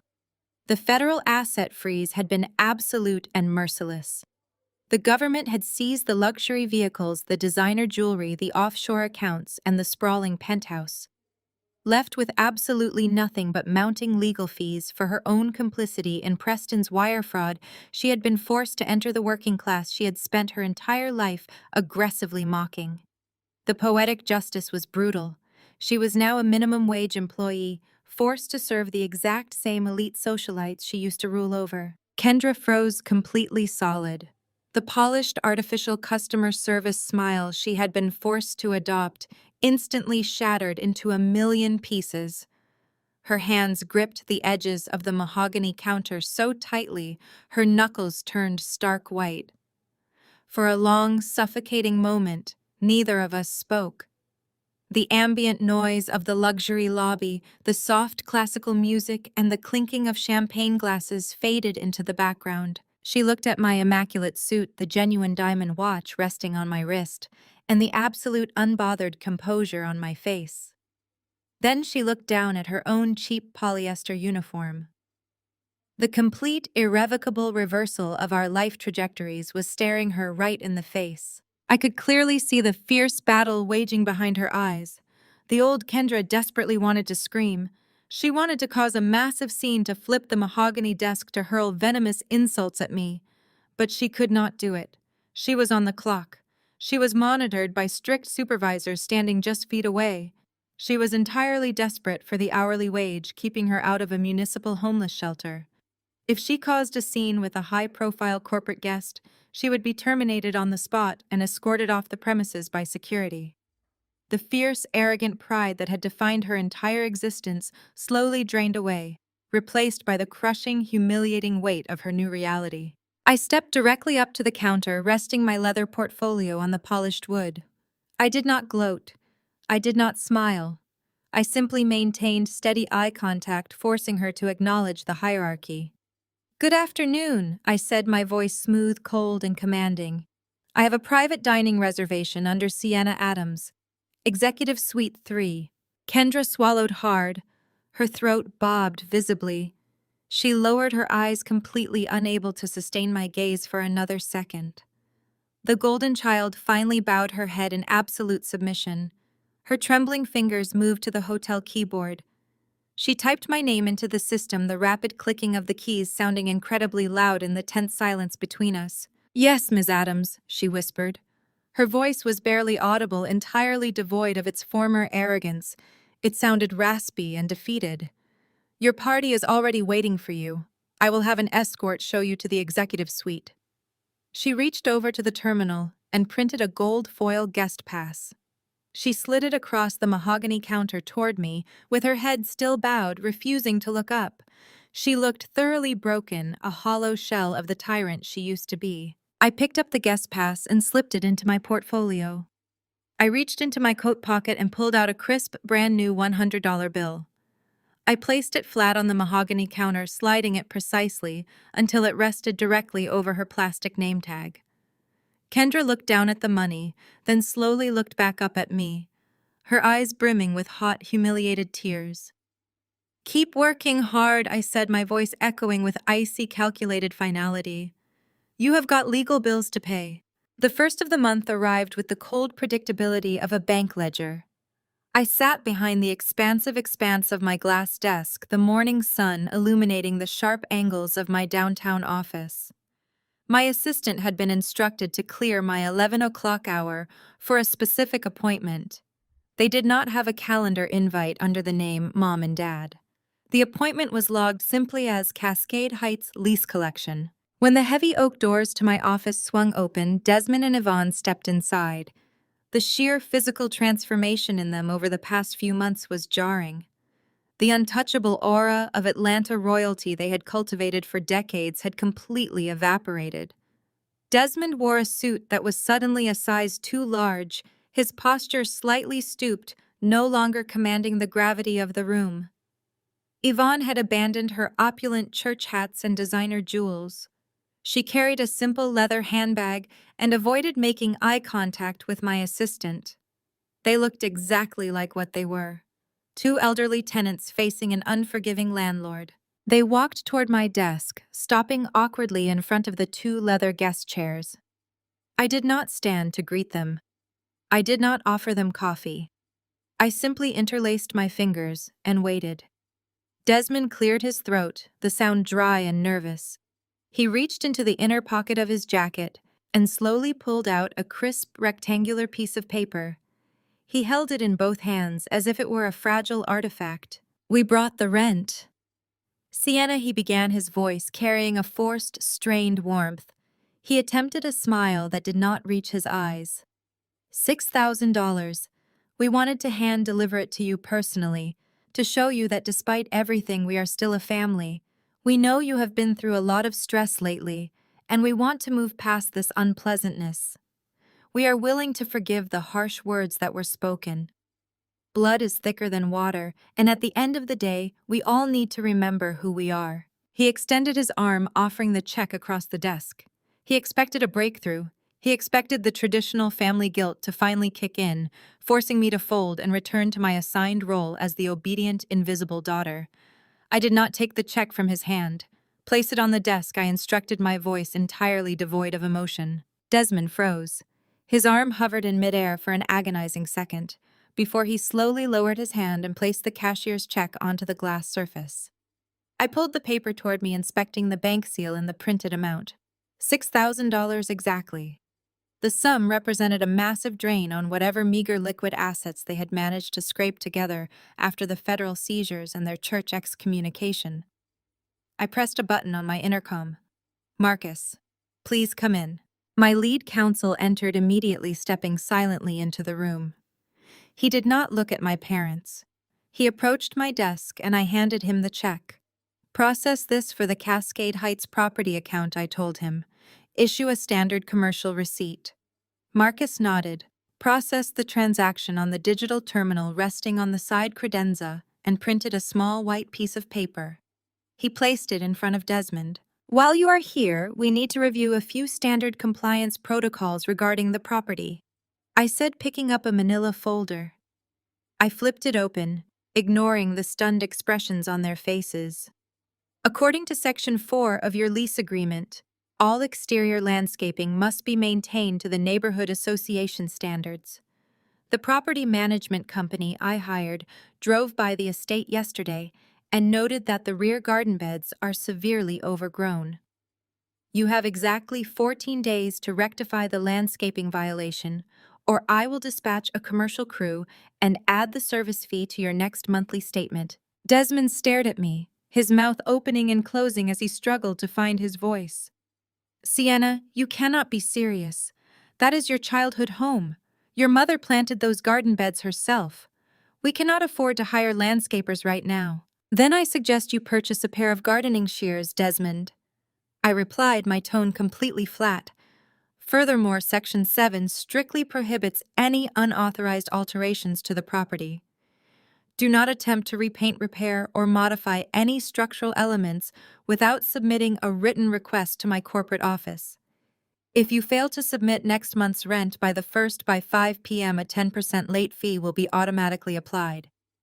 If you default for 30 days, I will initiate eviction proceedings. Are we absolutely clear on the terms of your tenancy?" Desmond looked as though he had been physically struck. The speech about blood and family had shattered against the impenetrable wall of my corporate reality. He looked down at the small white receipt resting on the glass desk, the ultimate proof of his total financial subjugation. He had no power here. He had no authority. He was just another name on my balance sheet. Yvonne had not spoken a single word since entering the room. I shifted my gaze to her.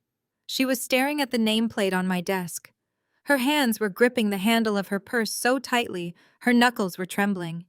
She slowly raised her head and looked into my eyes. There was no anger left in her expression. There was no religious self-righteousness.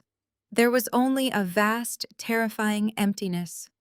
She looked at the daughter she had spent 34 years ignoring, belittling, and abusing. She looked at the woman who now held the deed to her life, the woman who dictated whether she slept in a mansion or on the street. The absolute totality of her defeat finally registered. A single silent tear escaped the corner of Yvonne's eye. It traced a slow path down her cheek, carving through her carefully applied makeup. She did not raise a hand to wipe it away.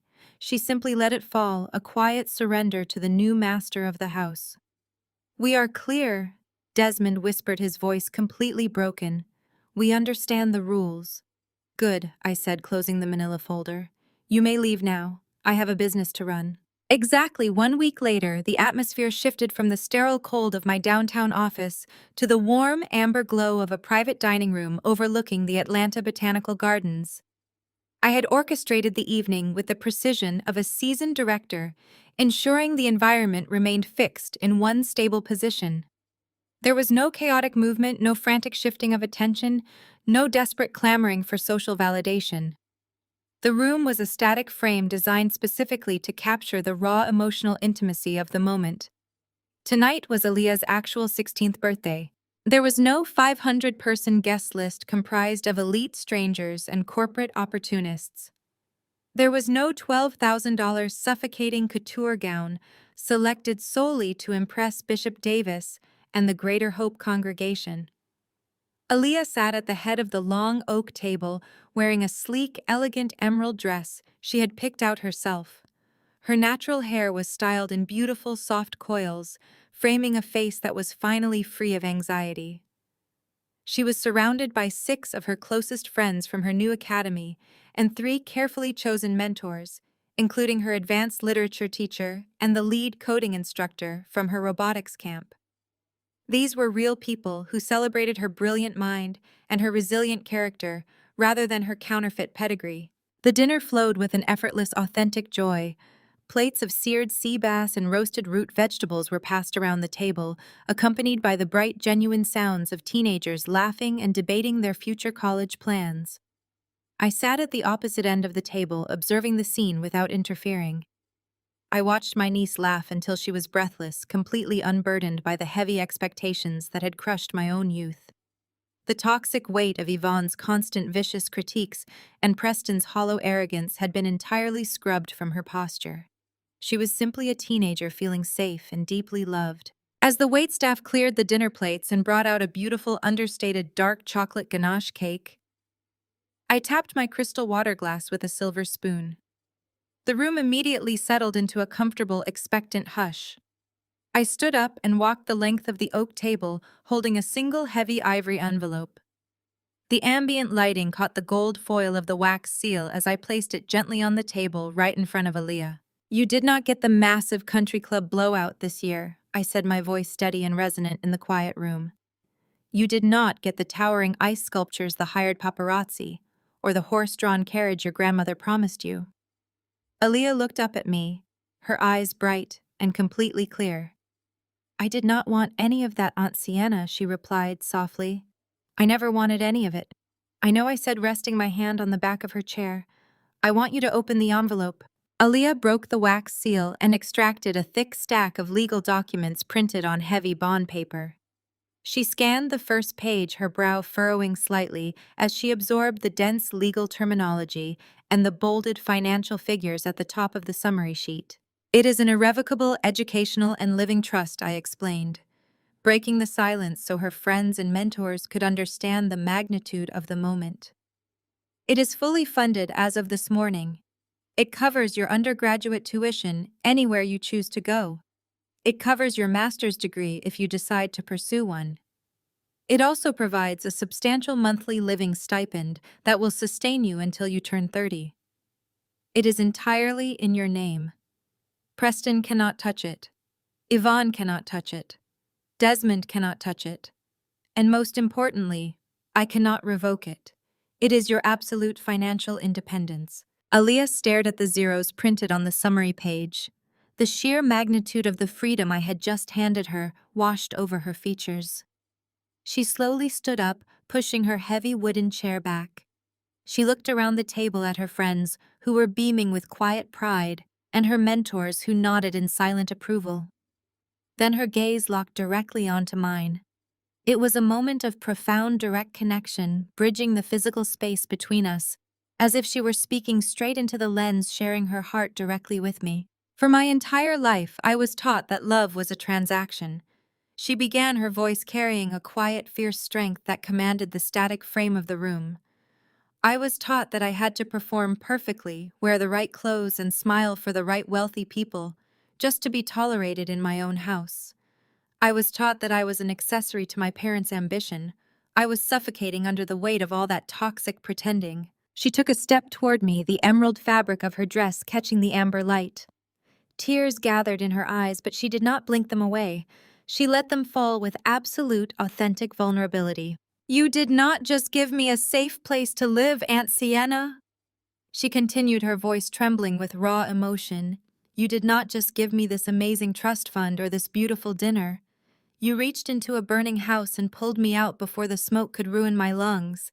You saved me from becoming exactly like them. You showed me that I do not have to buy love with obedience. You gave me the right to just be real." Aaliyah closed the final distance between us and wrapped her arms around my neck, burying her face in my shoulder. I held her tightly, closing my eyes against the sudden, fierce sting of my own tears. The room remained perfectly still, holding the emotional weight of her words. The suffocating cycle of manipulation and deceit that had strangled the women in our family for generations was finally completely broken. The drive back from the botanical gardens was a quiet victory lap. The streets of Atlanta blurred past the tinted windows of my car, a city that had witnessed my quiet struggle and was now serving as the stage for my ultimate triumph. When I finally stepped out of the private elevator and into my penthouse, the silence greeted me like an old, trusted friend. I slipped off my heels, feeling the cool, imported hardwood beneath my feet. I poured myself a glass of vintage red wine, the deep crimson liquid swirling in the crystal catching the ambient light. I walked toward the massive floor-to-ceiling windows that wrapped around my living room. The Atlanta skyline stretched out in every direction, a dazzling grid of gold and silver against the midnight sky. It was a view that commanded authority. It was a view that I had earned. I stood there for a long time, simply breathing. The air up here was clean and thin, completely devoid of the suffocating pressure that used to choke me every time I crossed the threshold of my parents' estate. I thought about the sheer velocity of the last 6 months. It felt like a lifetime had passed since that horrific Christmas dinner where Preston had tossed $100 bill at my feet and my parents had proudly watched him do it. Look at where we are now. Preston's designer suits have been replaced by a standard-issue jumpsuit in a federal facility. His name, which used to open doors across the city, is now synonymous with fraud and disgrace. Kendra, the ultimate architect of fake luxury, is currently learning the grueling reality of the service industry, bowing her head to the very people she used to mock. And Desmond and Yvonne, the king and queen of Greater Hope Ministries, have been stripped of their crown. They are currently renting a modest property from the daughter they spent 3 decades trying to erase. I took a slow sip of the wine, letting the rich, complex flavors settle on my tongue. Then I turned away from the window and looked directly at you. Yes, you. I know you are out there watching. I know exactly who you are. You are the woman who goes home for the holidays and shrinks yourself just to keep the peace. You are the daughter who works twice as hard as your siblings, but receives a fraction of the recognition. You are the one who is constantly told you are too serious, too ambitious, too independent, or too difficult simply because you refuse to play a rigged game. Let us talk about the devastating illusion of the golden child syndrome. It is a masterpiece of toxic parenting. People like my parents believe they are showing love by removing every boundary and erasing every consequence for their chosen favorite. They build a magnificent glass pedestal and place the child on top, whispering that they are untouchable. But that pedestal is a prison. By protecting the golden child from failure, they completely strip them of the ability to develop resilience. Preston was never taught how to build anything genuine. He was only taught how to perform, how to project wealth, and how to expect a bailout when his shortcuts inevitably collapsed. He was groomed for a spectacular downfall. He was handed the keys to his own destruction. And then there is the heavy, jagged crown of the scapegoat. If you are wearing it right now, I know exactly how heavy it feels. It feels like a relentless curse. You are held to impossible, flawless standards, yet your victories are met with silence or suspicion. Your mistakes, no matter how small, are catalogued and used as ammunition. You are expected to be fiercely independent, but you are punished for outgrowing the family hierarchy. It hurts. It breeds a deep, agonizing loneliness. But I need you to listen to me very carefully. That isolation is not a punishment. It is a profound, absolute blessing. The fire of their rejection does not reduce you to ash. It burns away your reliance on external validation. It forges you into impenetrable steel. While the golden child is busy learning how to manipulate and pose, the scapegoat is learning how to survive. While they are mastering the art of the illusion, you are mastering the actual mechanics of building an empire. You are developing the grit, the financial literacy, and the emotional intelligence that cannot be faked on social media. We hear the phrase Black excellence thrown around so casually today. My family weaponized that phrase. To them it meant massive houses, imported vehicles, and front row seats at a megachurch purchased with stolen money. It was all a cheap, glittering facade. True excellence has absolutely nothing to do with illusion. True excellence is built in the dark when nobody is clapping for you. It is built on uncompromising integrity. It is built on protecting your peace, establishing ironclad boundaries, and refusing to negotiate your worth with people who are committed to misunderstanding you.